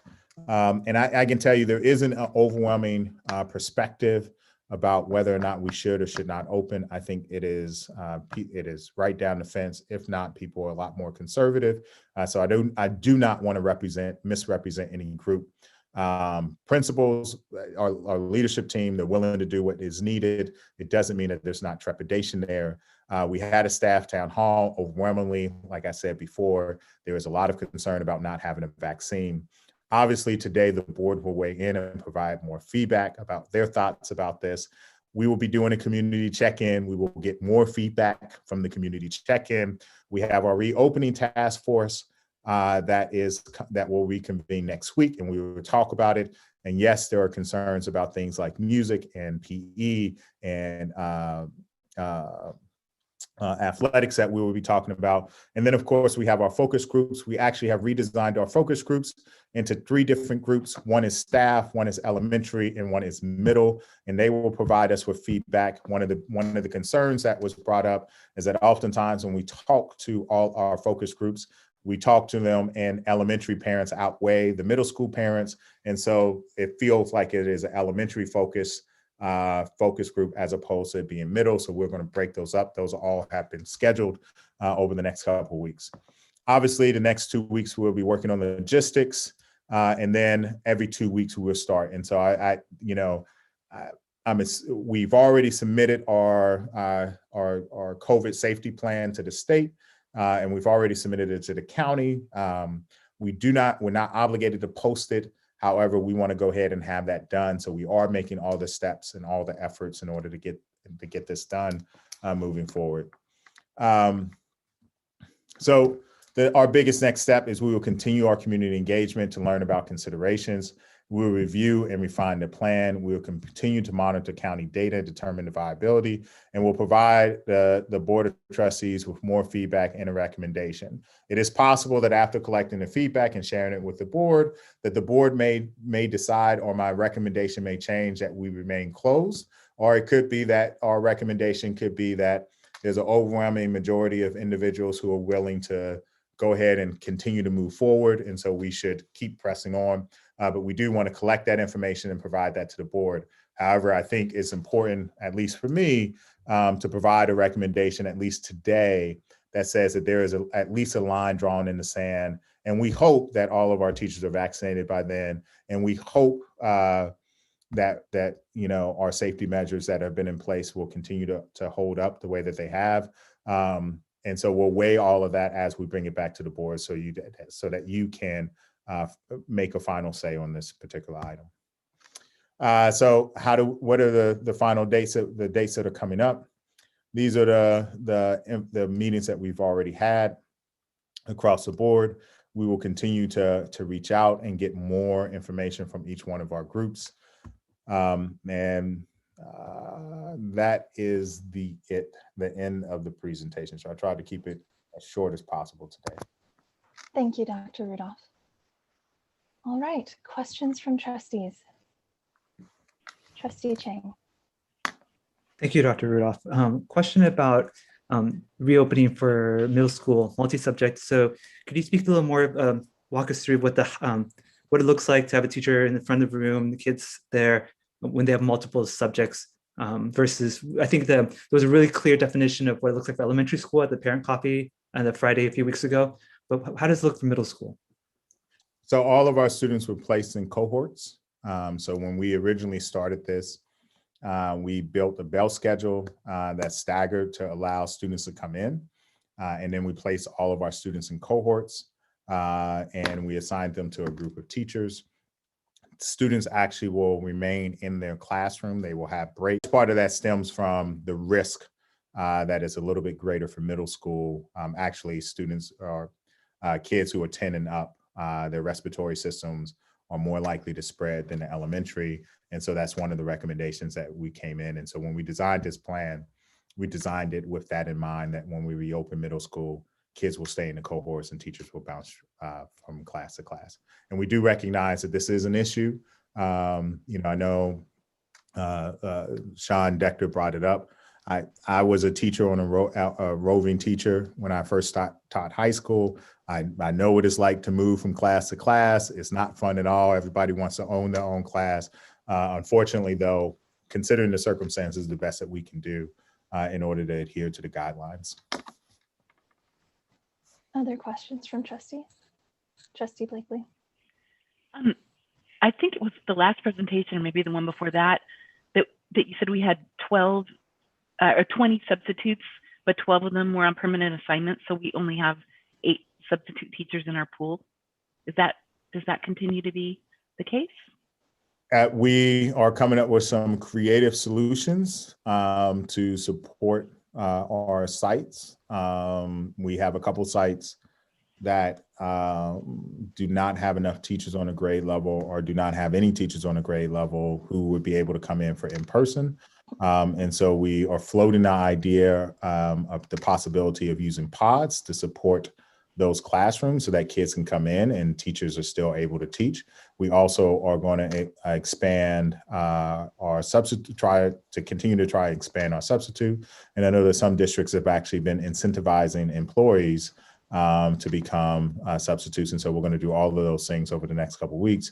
I know it's been Tara Victor has been doing a great job of doing more and more outreach. One of the problems that we've had is that the CBEST test has been suspended. So we can't have, for those who don't know, the CBEST test is what allows people to become a sub. And so because we have people who want to become subs, but they can't take the CBEST test, we struggle with getting more subs in, but we're going to continue to do it. And one of the possible solutions could be one of the things I mentioned in our reopening meeting earlier today is a possibility of hiring subs for the duration of the year. and just making sure that they have a permanent stream of income. And then I saw a couple districts that actually are, have raised pay during the pandemic for subs too, in order to get them in. So we want to make sure that if we're going to do this, we have enough to stay open. But it is an area of concern, and we'll know more once we have the survey out there about whether or not this is actually viable. But prior to receipt of the survey data, are you reasonably confident that we would have the ability to get enough subs in? I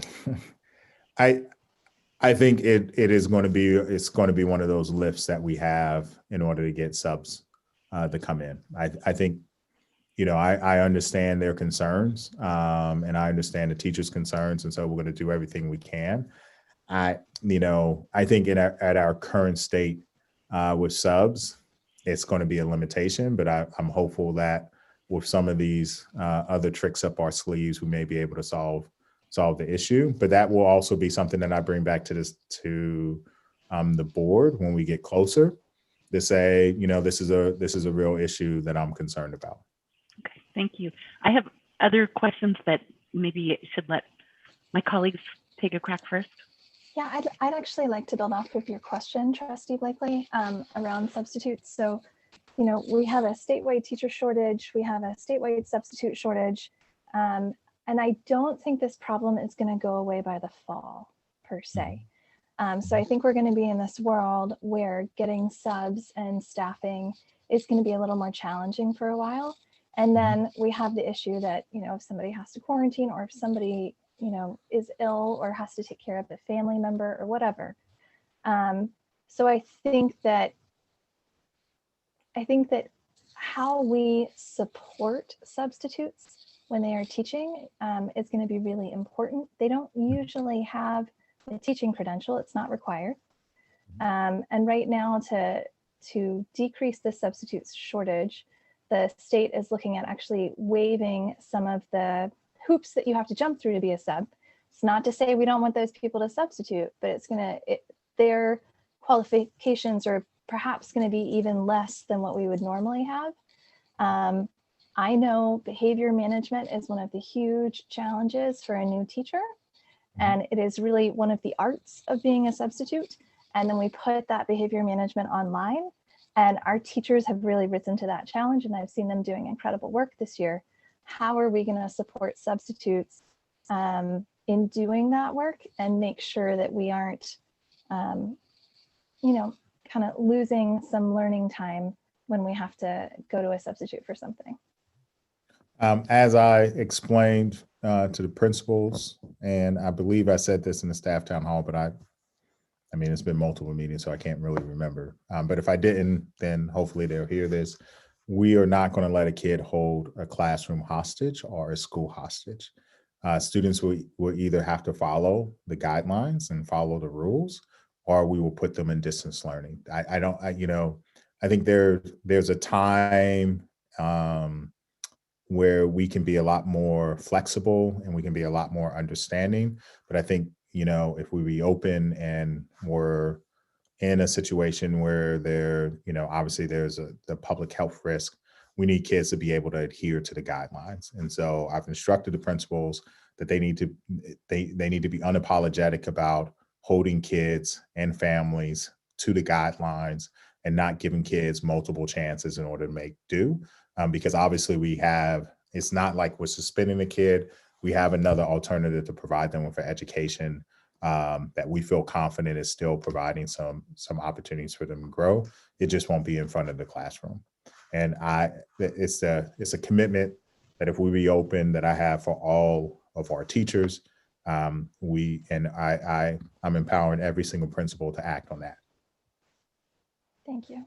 Other questions from trustees? Trustee Berman? So teachers that are at risk, higher risk for in COVID, if they were to get COVID, do they have an option to teach at a distance learning? Is there an option for them not to come in? What do we do for teachers that are high risk? And we're worried Yep. about So them coming in. we've had the interactive process going through. I think Ms. Victor can probably answer what the total number is, but I think we had 117 who had already went through the interactive process. Obviously, after the staff town hall and after the talk with principals, she had a couple more people who requested it. And so if they have a legitimate medical excuse, we're not asking them to come in. If they are caring for someone who's at risk in their household, they just have to bring in an attestation that says that's true. And we'll make their accommodations for them. And we know, I believe the number was 34, 37 teachers have already qualified for that. And that's why, at a couple of our sites, we started coming up with some creative solutions to make sure that we could allow for that grade level to have an in-person option, even though that teacher is going to be teaching remotely.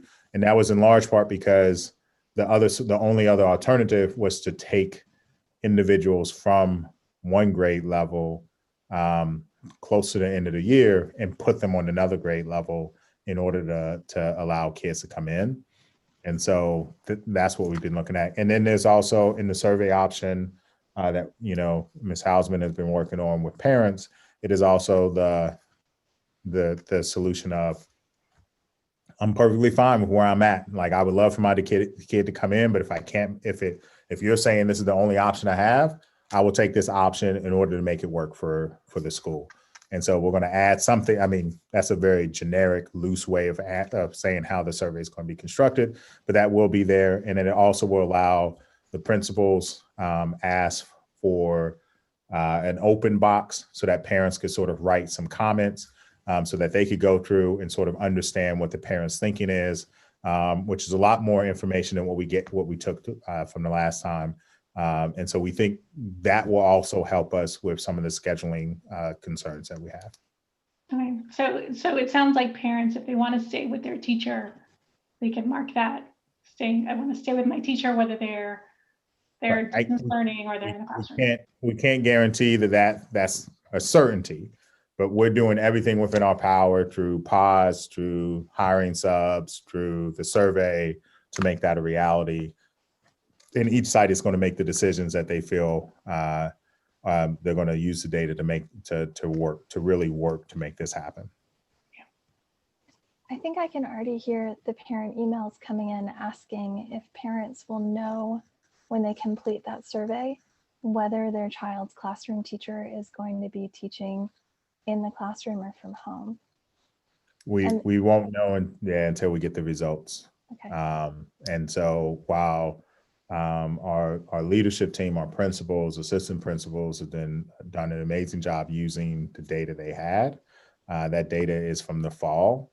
And so while they have preliminary ideas, they have expressed the need for updated data so that they can make the best choice. And what they've also stated is that once they have that data, they can then start reaching out to parents and talking about here's what's taking place. And so again, one of the comments was like, if I have the box and a parent could write sort of what they were thinking, then that could help me. It could save me a phone call to say that this is the only option in order to get your kid in. Other questions from trustees? Trustee Chang.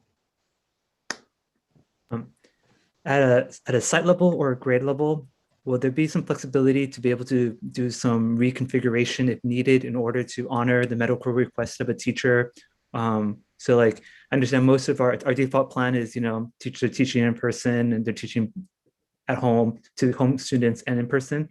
But if to a certain grade level where just the numbers don't work out that way, will there be flexibility for that site to be able to do refiguration so that a teacher can be at home? And yeah, so there are some sites that have looked into and working with their teachers that have considered the idea of departmentalization. There are some that have looked at the possibility of moving teachers. So they have been empowered to use the data in order to make it work. Our requirement is, though, that we have to maintain the 4 days of live instruction for all of our kids.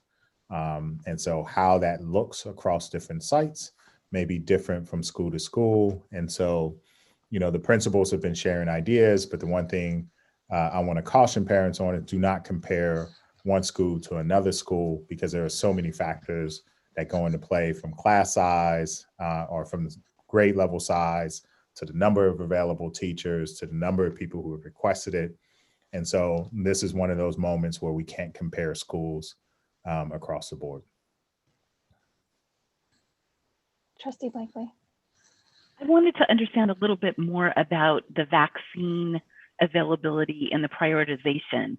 Is my understanding correct that the county has the ability to redesignate who gets top priority within Tier 1B, that the county would have the ability to say teachers come first? Is that correct?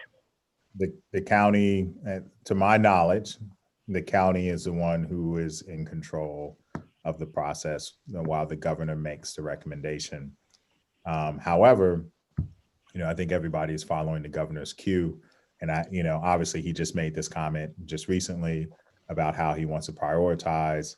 And so I don't know what the impact is, and I'll find out next Tuesday when I go to my meeting, but I don't know what the impact's going to be. But as it stands right now, Santa Clara County, I think the last data I saw was 8.4% of the population has actually been vaccinated, which is a lot lower than what they expected. And they're trying their hardest to catch up. And I think the data said somewhere in the neighborhood of 100,000 vaccines are needed in order for them to make it by August or something around that. I know I have a presentation somewhere in my email that we looked at, and the number may be a little bit vague, but it's the county who could speed this one up if they so choose. But again, I think, if Governor Newsom was right here, I would say, teachers, you want everything to open back up. You want the economy sort of start recovering, then you're going to have to prioritize teachers in order to make this happen. And so I think it's within his jurisdiction, but I think the county also has a big role to play in this too.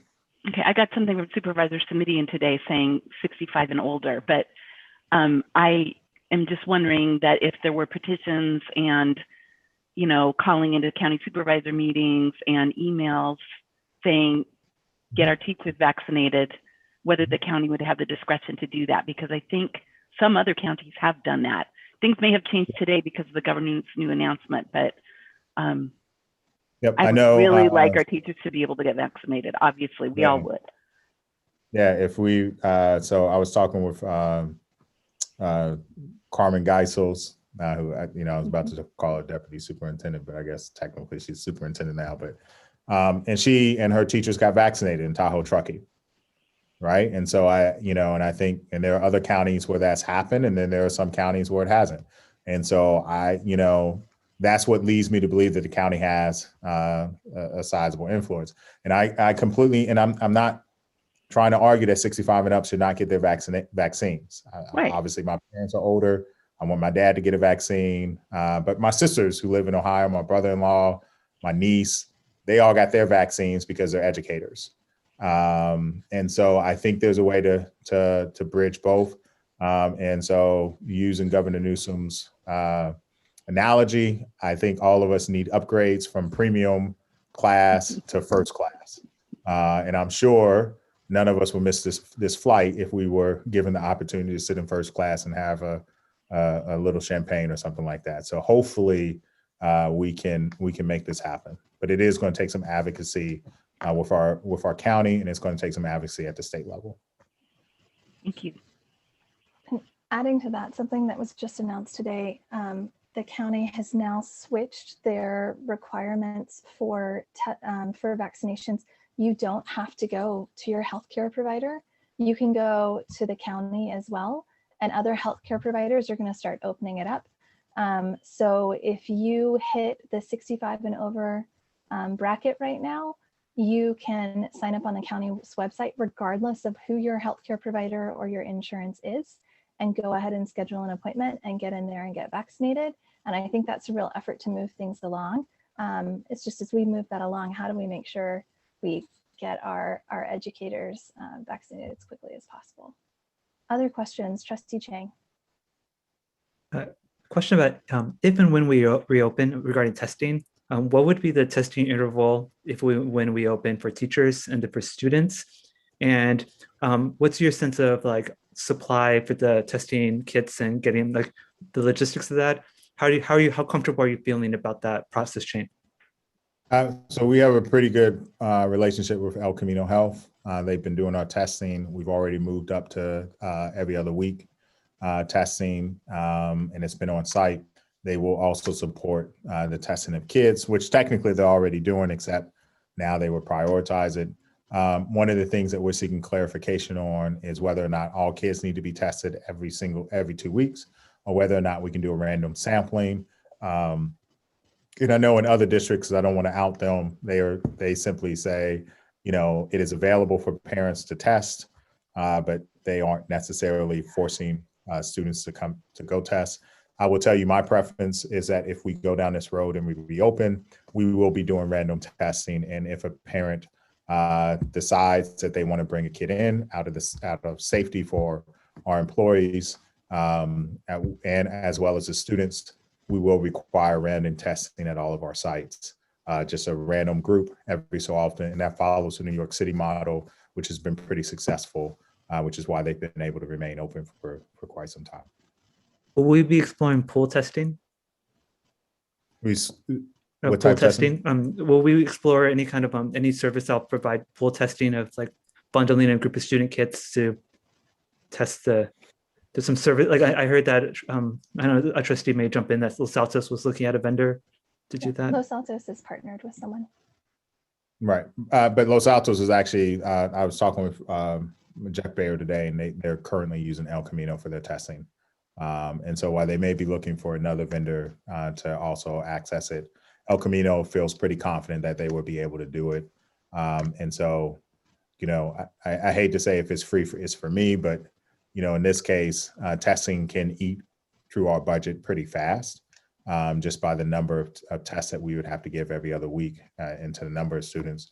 And so if El Camino has a commitment to make sure that this occurs, the hospital district, then we should utilize that as much as we can. But of course, that doesn't preclude us from looking at other options that we have. And I know we've been in contact with a couple of outside vendors that are approved by the state that can do testing for us too. And so we're looking at the pricing for those. But right now we're going to rely on El Camino as the quickest and cheapest option.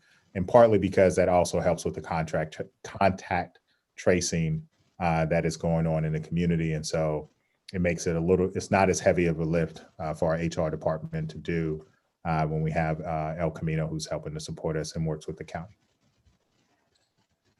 Will that testing be on site for students? That part I do not know just yet. I don't know if Ms. Victor wants to chime in. I know our testing for teachers is on site, but if she wants to weigh in, because I know she's been talking with them, that would be great. I actually just had an email today. We're setting up meetings to talk about student testing next week. Our staff testing right now happens at our 2 middle schools. And so we'll be looking into, with El Camino, the availability of testing on site. And, you know, they do work with many, many different districts. And so the likelihood of them being able to come out and be on every single site might not be able to happen, but we're going to work together to determine how we do our best job for testing all of our teachers and our students. I think my biggest concern around that is, you know, when we talk about transportation issues, we know that our low-income families may struggle with transportation. And so if they are not able to go take the test, can we bring the test to them? Well, and we are definitely looking into all of the options out there. So we'll keep you posted. Thank you, Ms. Vickyard. Other questions from trustees? All right, at this time, we will move on to community comment or public comment on this item. If you would like to comment on the reopening plan, you can raise your hand in Zoom using the raise hand function. or you can press *9. We did receive some public written comments, and then tonight we will hear the comments from people who are present on the call.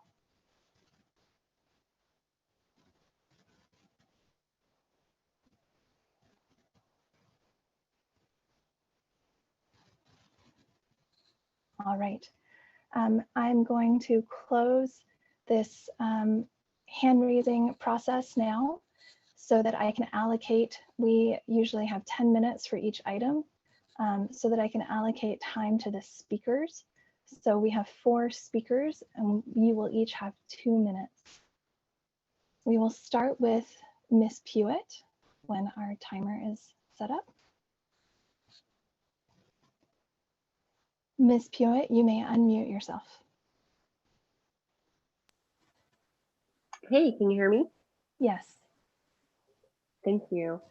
This will be very short. I would just encourage our district staff, as you are preparing the survey and the questions, for families to make the decision about whether they would like to return to the option of in-person learning, that you think through,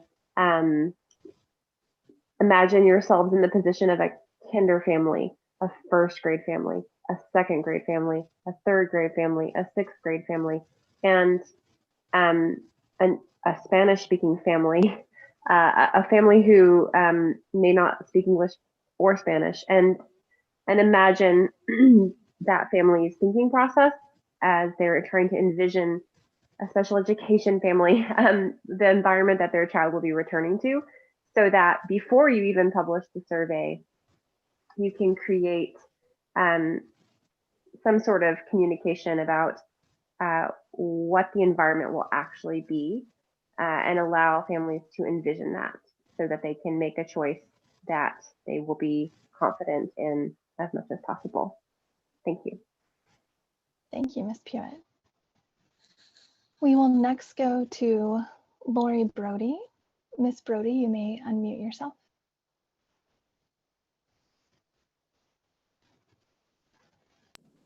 Can you hear me okay? Yes, we can hear you. Okay, perfect. I had written a speech prior to today's email, but I still think it's important that it gets said. And I'll just read it verbatim. First, let me say I value and respect our teachers. Many go above and beyond to help our children learn and grow. However, elementary age kids are now being subjected to continual Zoom learning when in-person should be done and can be done safely. This is having dramatic negative impacts on their academic advancement, regardless of the spin put on the reporting of test and assessment scores, as well as their developing personalities. The resulting mental harm that it is causing is very alarming. It can be stopped by allowing in-person, in-classroom teacher-led teaching. Schools all over the country have proven that you can open. It can be done safely. The district spent $3 million on PPE. Bring the kids back now inside the classrooms. Science and the numbers are proving schools can be open safely. The CDC has stated schools can be open safely. Professors at Stanford and UCSF have stated schools can be open safely. The American Academy of Pediatrics has stated schools can be open safely. It's time to think like a business and be proactive and make decisions that need to be made. No one is forcing those parents who want to keep their children home to send them into in-person school.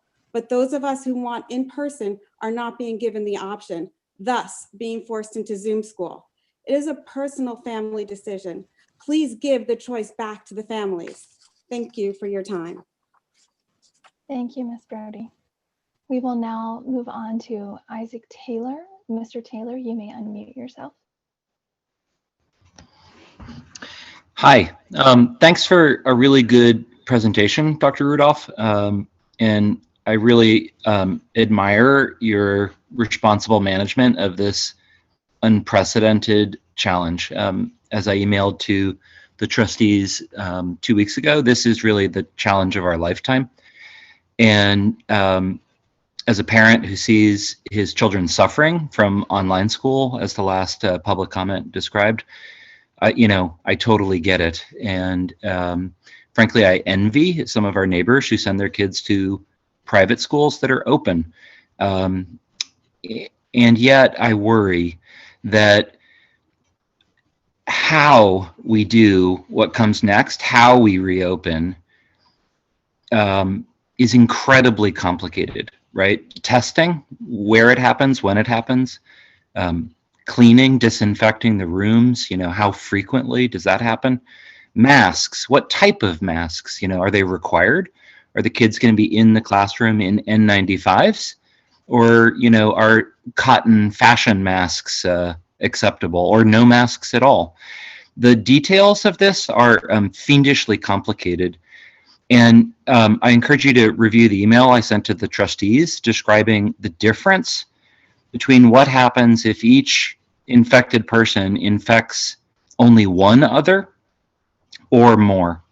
The observed rate of infection in New York, in Italy, today in Los Angeles, is that one new case can create 59,000 new cases in the community a month later.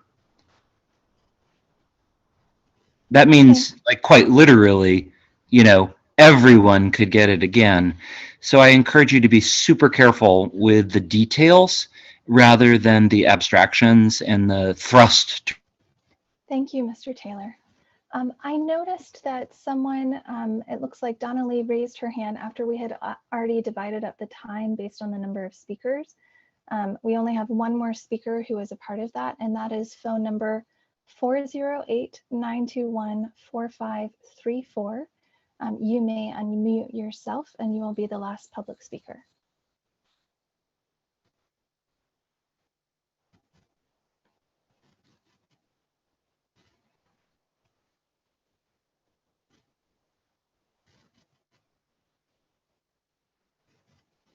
I'll say that one more time. Oh, they disappeared. Oh, there you are. Hi. You may begin. Yes. Thank you.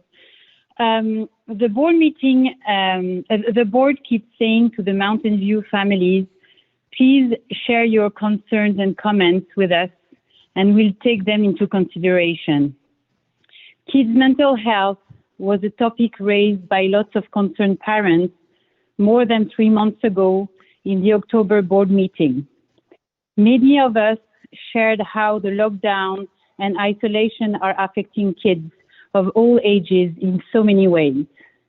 And we only see the visible part of the iceberg. In the January board meeting, Dr. Rudolph shared a good amount of data about academic, which I think is really important. But when Trustee Berman asked about kids' mental health surveys, Dr. Rudolph shared that he didn't have enough time to care about that. Does that mean that kids' health are none of your concerns? I am talking about kids' health because the only health risk that our kids are facing in this pandemic is not to catch COVID, but to see their mental health decline. According to the data, there has been no death recorded of children aged 0 to 14 years old, which is the age of children in elementary and middle school. However, study shows that childhood trauma affects children not only during the traumatic event they are facing, but it affects them across their lifetime. In short, your decision not to reopen in October was to protect the teachers. Don't get me wrong, I really think it's your responsibility and it's really important. But protecting children's health should be as an important concern, and it seems that it has never been even a topic. Looking at the creative solution that schools all around the world. Thank you. You have run out of your time, but thank you. And I encourage you, if you did run out of time, to share your comments with us. Please email them to the board. I do see that a hand had been raised. It had been raised after I had opened the floor for people to raise their hands and then allocated time to public speakers. So that comment will not be now, but I encourage you to please email the board, trustees@mvwsd.org, and we all read our emails closely. We will now move on to trustee comments.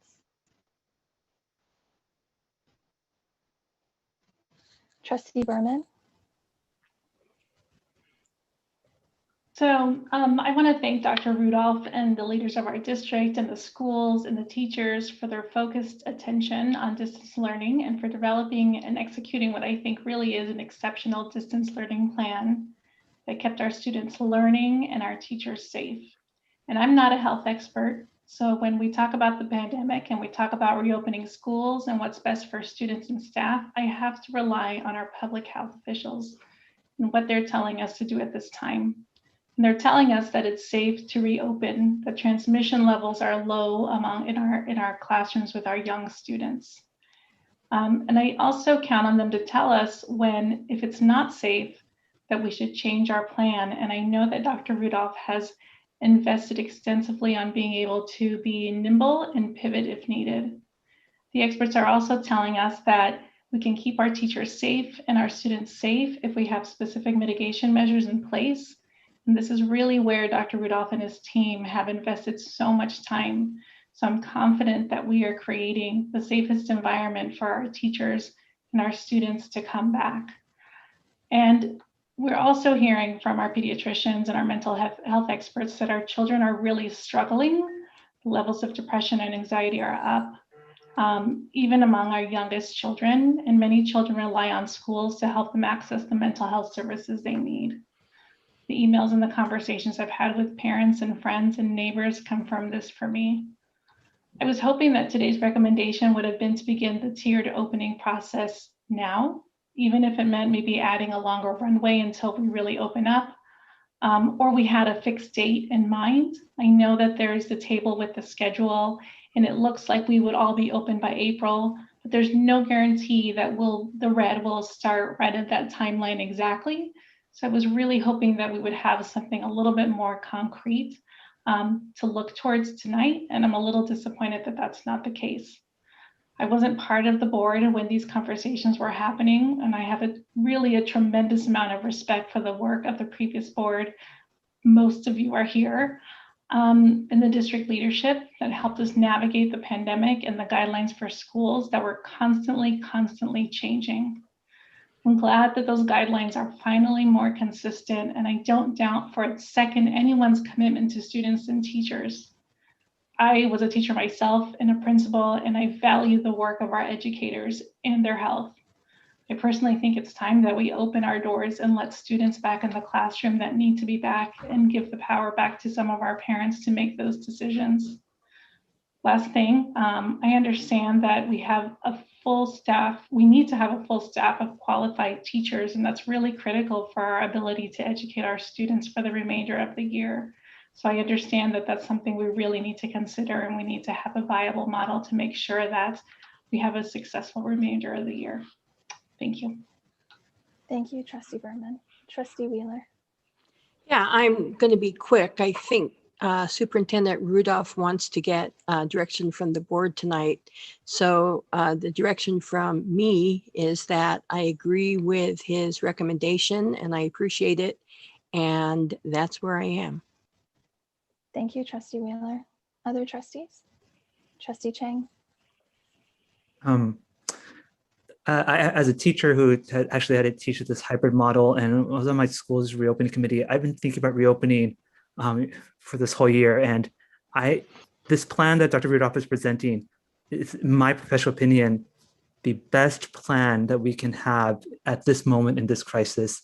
I know it's not going to be perfect and please everybody, but every single aspect of this makes sense to me as an educator. I know initially I had reservations about having middle school tier in because of the fact that middle schoolers are more like adults physiologically speaking, but the emails that parents are sending in about mental health issues, especially the mental health professionals emailing us to the board, they convinced me that the current plan that Dr. Rudolph is presenting of having the early elementary and having sixth grade come in at the same tier, it makes so much sense, not only from the mental health perspective, but from the piloting perspective, because the middle school, they need to build experience before they ramp up. So if we have all the middle school happen later, those school sites actually aren't building the wisdom they need to safely open for the other grades. So I think this is a great plan. I strongly support it. I'm not a medical expert, but as Trustee Berman was saying, from Dr. Fauci to the CDC to the UCSF medical rounds to our education leaders like Dr. Linda Darling-Hammond have all said that opening is safe. Opening is safe in condition based on local transmission rates. So I am not in belief that we should open sooner than what's already recommended. I believe that 7 out of 100,000 cases, the red tier, as recommended here, is our best science, which is why I think that Dr. Rudolph has made a credible case to our teachers, because this is based on what scientists are saying, because kids don't usually transmit to each other at school, but kids' risk rates are based on local transmission rates. So red tier is the safest way to do this. And we can't wait for the vaccines because the kids aren't going to have the vaccines next fall. So our conditions on reopening now are going to be the same conditions we're going to have in the fall because kids have not even been tested on vaccine trials. So like I had a message to the parents who are still on the call that I just ask the parents to be flexible with their schools, be flexible if the schools need to do any reconfiguration of classrooms in order to keep the teachers safe. And I just like, to teachers who are on the call, just that having taught this way, I mean, I spent months of summer teaching this way in a pilot. Where I teach is currently reopened in the middle school and the lower school. It's the way being asked of you and that you agree to MOU is so hard. These teachers are really stepping up to do something heroic, but it is possible. And I just ask that the districts really do everything they can, technologically speaking, to match the heroic efforts the teachers are saying they're willing to do. There's a lot of reports right now of the benefits of a second screen. For those who are technical, it was teaching this way in the summer, having a second display in the classroom made a big difference. It's so much of a difference. There's a second screen foundation founded by teachers across the country to get second screens donated to teachers. There's Betsy Cochran, the founder of EdSearch, wrote that it's a single greatest secret to this hybrid model is having a second screen. So I urge the district to invest in technology to match the teachers' efforts. And the last thing just for the board is that while I think this recommendation is really as best we can get, I think the board process, I think we should reflect on that we should have brought this as a review action, an action item, a voting item. The last time the board voted on reopening was July 23rd. And I looked at every other local school district. No other district has extended that much latitude to district staff. This plan is, in my opinion, the best, but we as a board should have voted on this. We're public representatives, it's in our bylaws. And I think that a voting action, so I look forward to actually, even though this message has already gone out to the community, I wish we actually voted on that before that. And I wish that we'll still vote on this soon and just affirm that this good plan. And I'm sorry, this is long. I've been waiting so long to talk to you guys about this, and we're limited by the Brown Act. To say we open a red tier, even if we drop 2 cases a week, we're at 21.5 right now. That's not until mid-March, right? And that's why Dr. Rudolph has that timeline of mid-March. And that's if no new COVID, vacations or new variations make it worse, which means that we still can't lose sight on making distance learning better. Earlier, we had Trustee Connolly mentioned about late starts of middle school. We got emails about that. I think that we still need to keep an eyeball on who knows if we're going to reopen, who knows when red tier will be. So let's get the middle school starting later. We're already required to do that next year by state law. Let's see if we can do some SCL in-person activities, because one of the mistakes we've made in the past is we get so caught up on reopening that may or may not happen. And now we have a trigger for that we forget we still need to make distance learning better. So thank you for your patience in hearing all this. I've just been processing this for over a year. Well, and I think you had a lot after our meeting 2 weeks ago when we had a 2-hour presentation on reopening. I think you came away with a lot to talk about. Trustee Blakely. So I do believe our teachers have 2 screens already. They've got iPads and laptops. Isn't that the case, Dr. Rudolph? As well as a TV screen. Yeah, so they have 3 devices in the classroom. So I just wanted to, correct that impression. I think I come out in a different place than it sounds like my colleagues are. I personally, it's a tough decision and we have to put kids first, but we have to balance keeping the school district running smoothly. And I would favor waiting until the orange tier.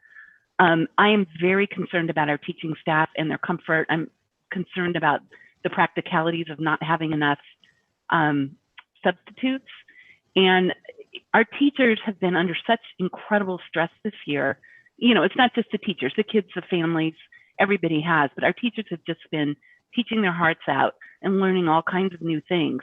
And I think this synchronous teaching, you know, where they're teaching distance kids and in classroom kids at the same time, it's just maybe too much of a lift. I mean, I'm sure they'll rise to the occasion. We have fabulous staff, but you know, historically, we've lost a lot of staff. This is still a very expensive area to live in.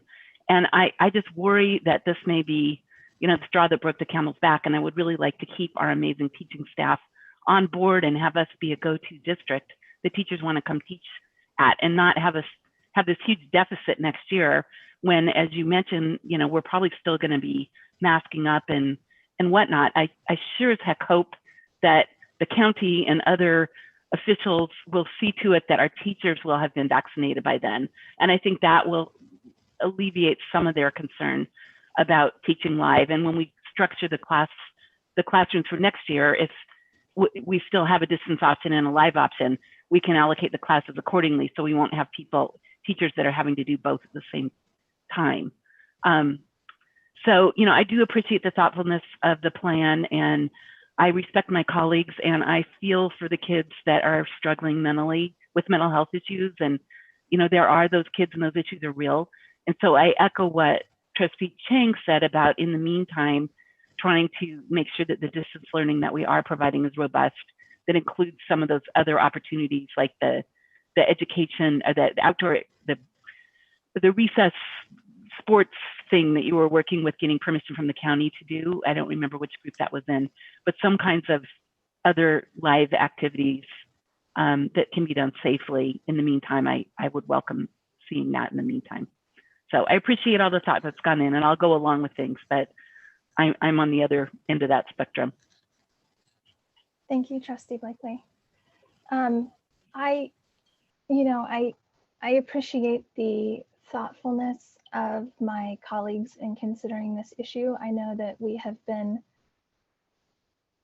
dealing with how to return to schools for a long time now, and it is incredibly challenging, and we do want to prioritize safety for everyone. At the same time, it's very hard sitting in this seat, as Trustee Berman pointed out, and not being a public health expert. And we went from a preponderance of research supporting that transmission at school sites was low from students to just pretty much every medical group across the board coming out and saying that the spread at school sites is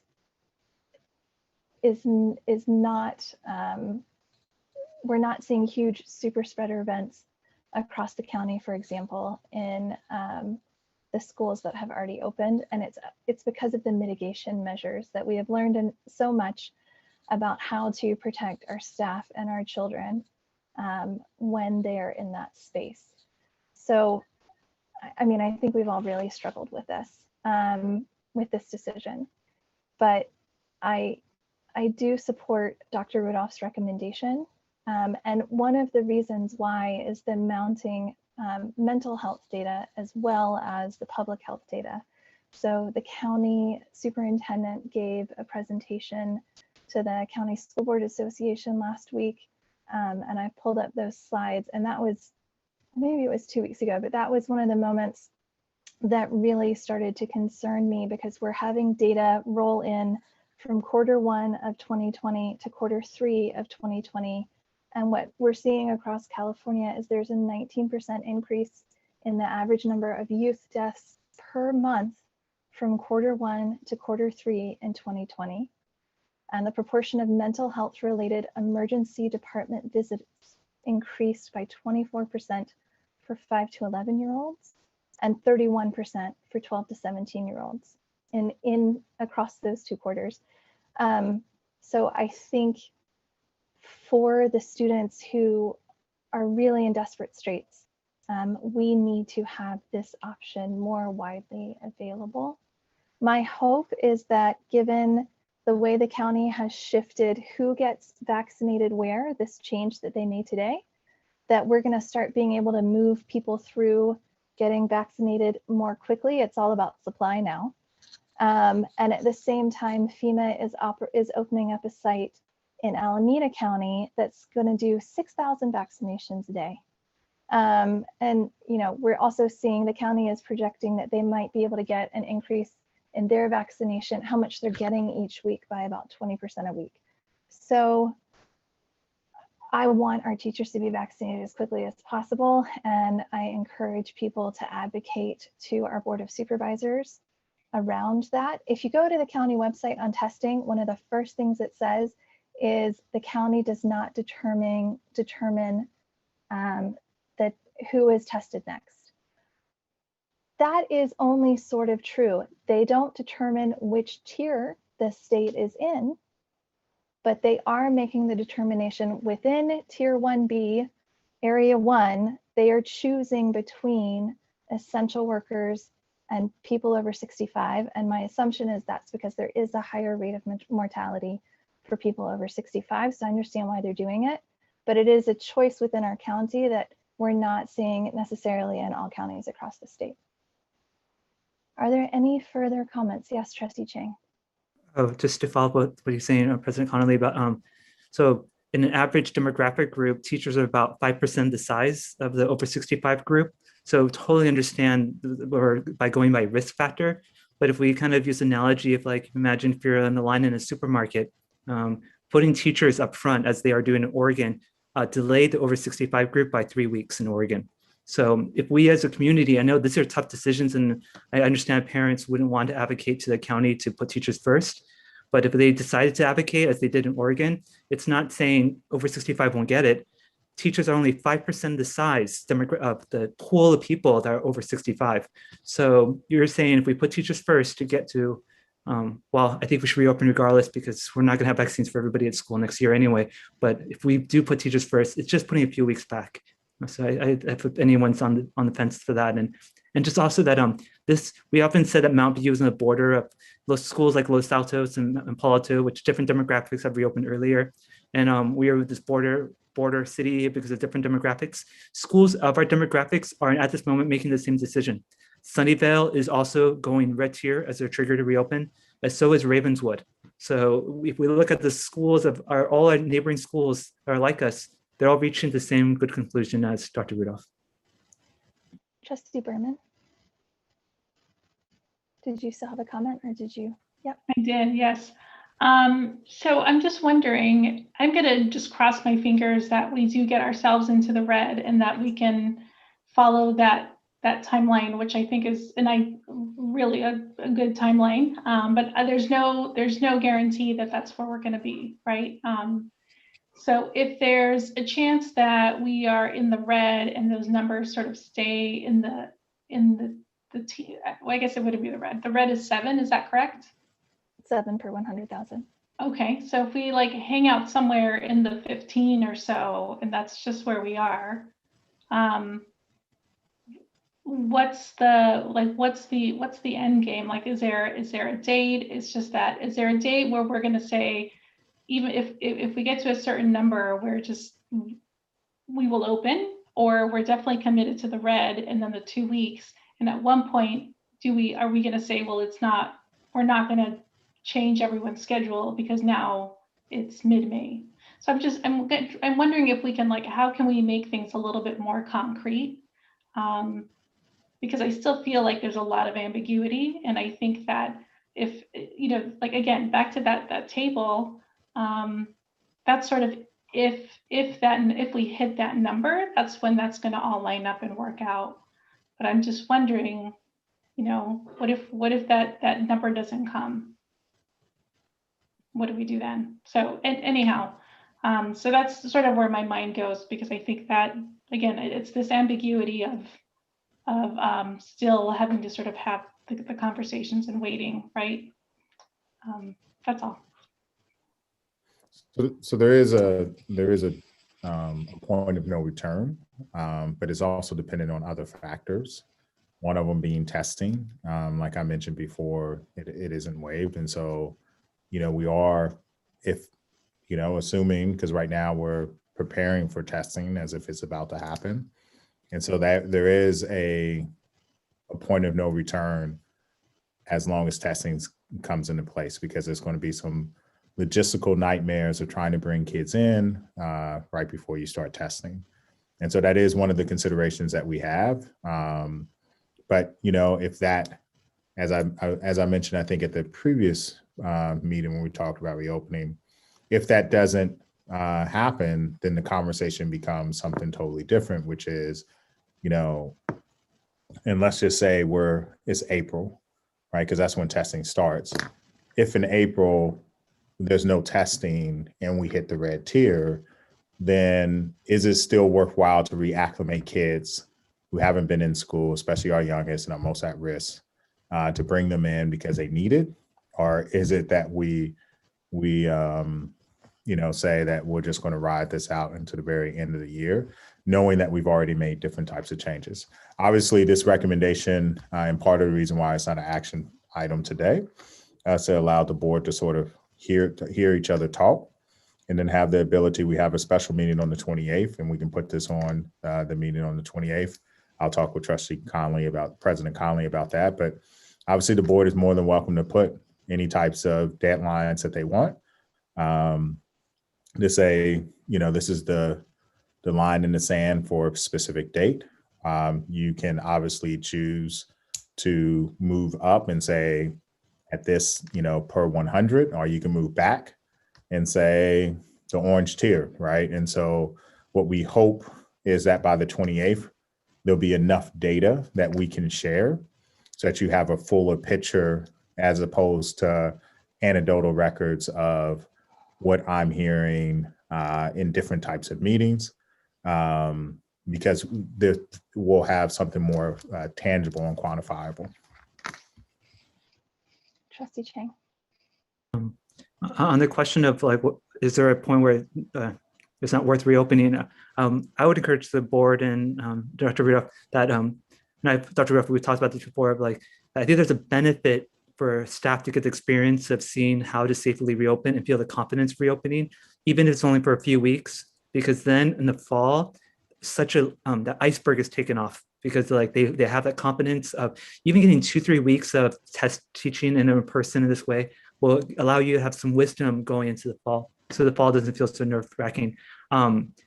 Regarding them, could we get some more clarity on Trustee Berman's question about if we hit red and then we slide back slightly into purple, right? So if we're hovering at 10 cases per 100,000 or things, the minute we hit red, does that trigger hold, or do we need to stay in red those 14 days?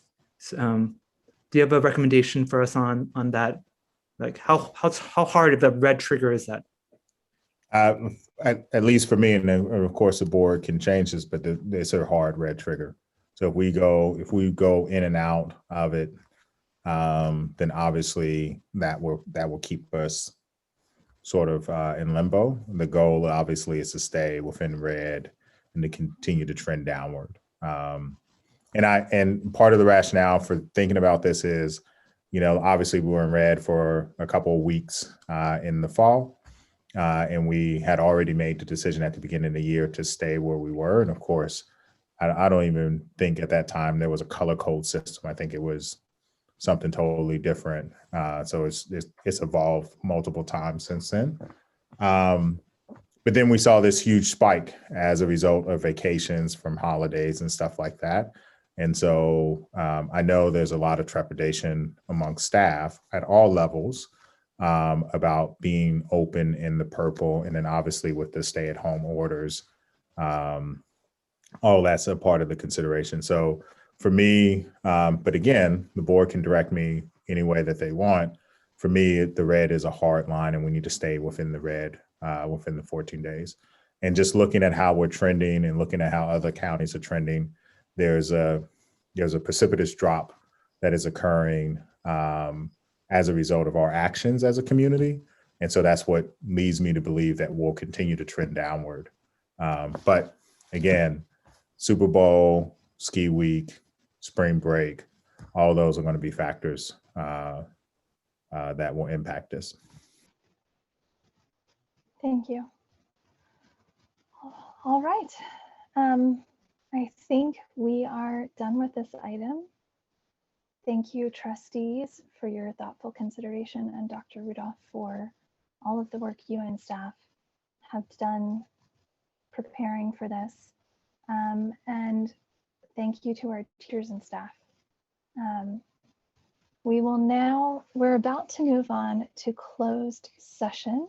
Oh, before we do, we're gonna do item 7, which is public comment concerning the closed session items. And then trustees, maybe we can take a 3-minute bio break after that, and then we'll move into closed session this evening. So we are now moving on to item 7, opportunity for members of the public to address the board concerning items on the closed session agenda. Now is the time for members of the public who would like to address the board regarding closed session agenda items to do so. Tonight's closed session has 6 items on the closed session agenda this evening. Some of those are sub items within bigger items. If you would like to comment, you can raise your hand using the raise hand function in Zoom, or if you are on a phone, you can press *9. I will allow a little bit of time for people to raise hands, and then I will close raising hands so that we can allocate time to speakers.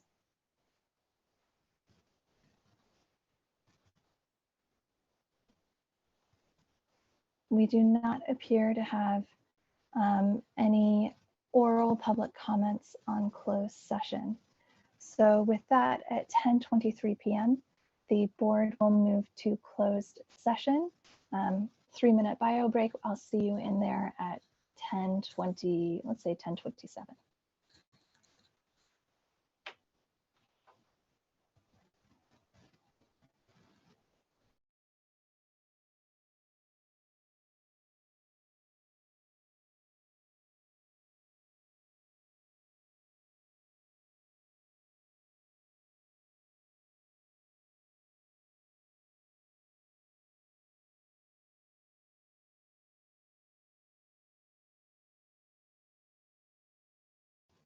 Is there an invitation to the breakout room? Accidentally, when I became host, I had to recreate it. So. Oh, okay. All right. I'll do it when I get back then. Okay. Thank you.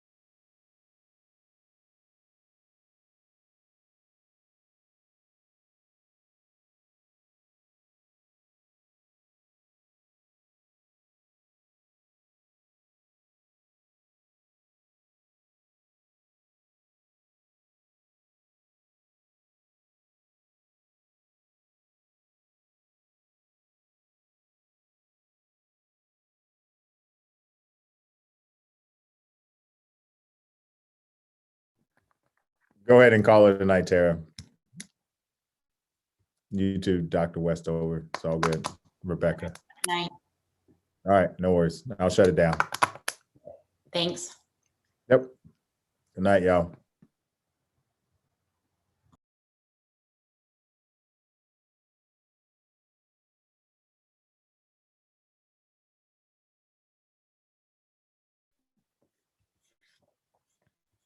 Shelley, are you still here?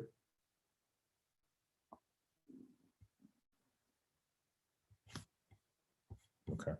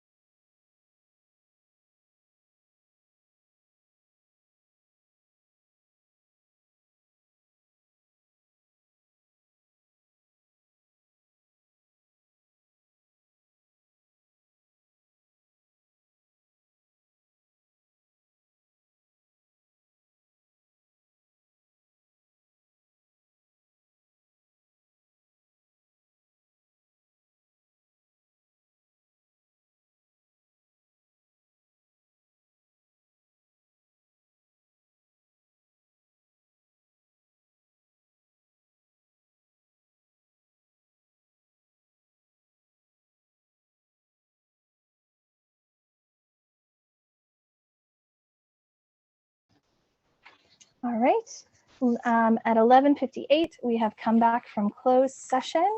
I'm assuming, trustees, that everyone can, oh, no action was taken during closed session. Trustees, I'm assuming everyone can send in their board updates via email. Our future meeting dates are listed on the agenda. Are there any items for future agendas, Dr. Rudolph? Just a reminder that we have a special board meeting on the 25th. All right, thank you. At that, we will end this meeting of the Mountain View Wisdom School Board at, I want to give it one more minute, at 11:59 p.m. Thank you, everyone.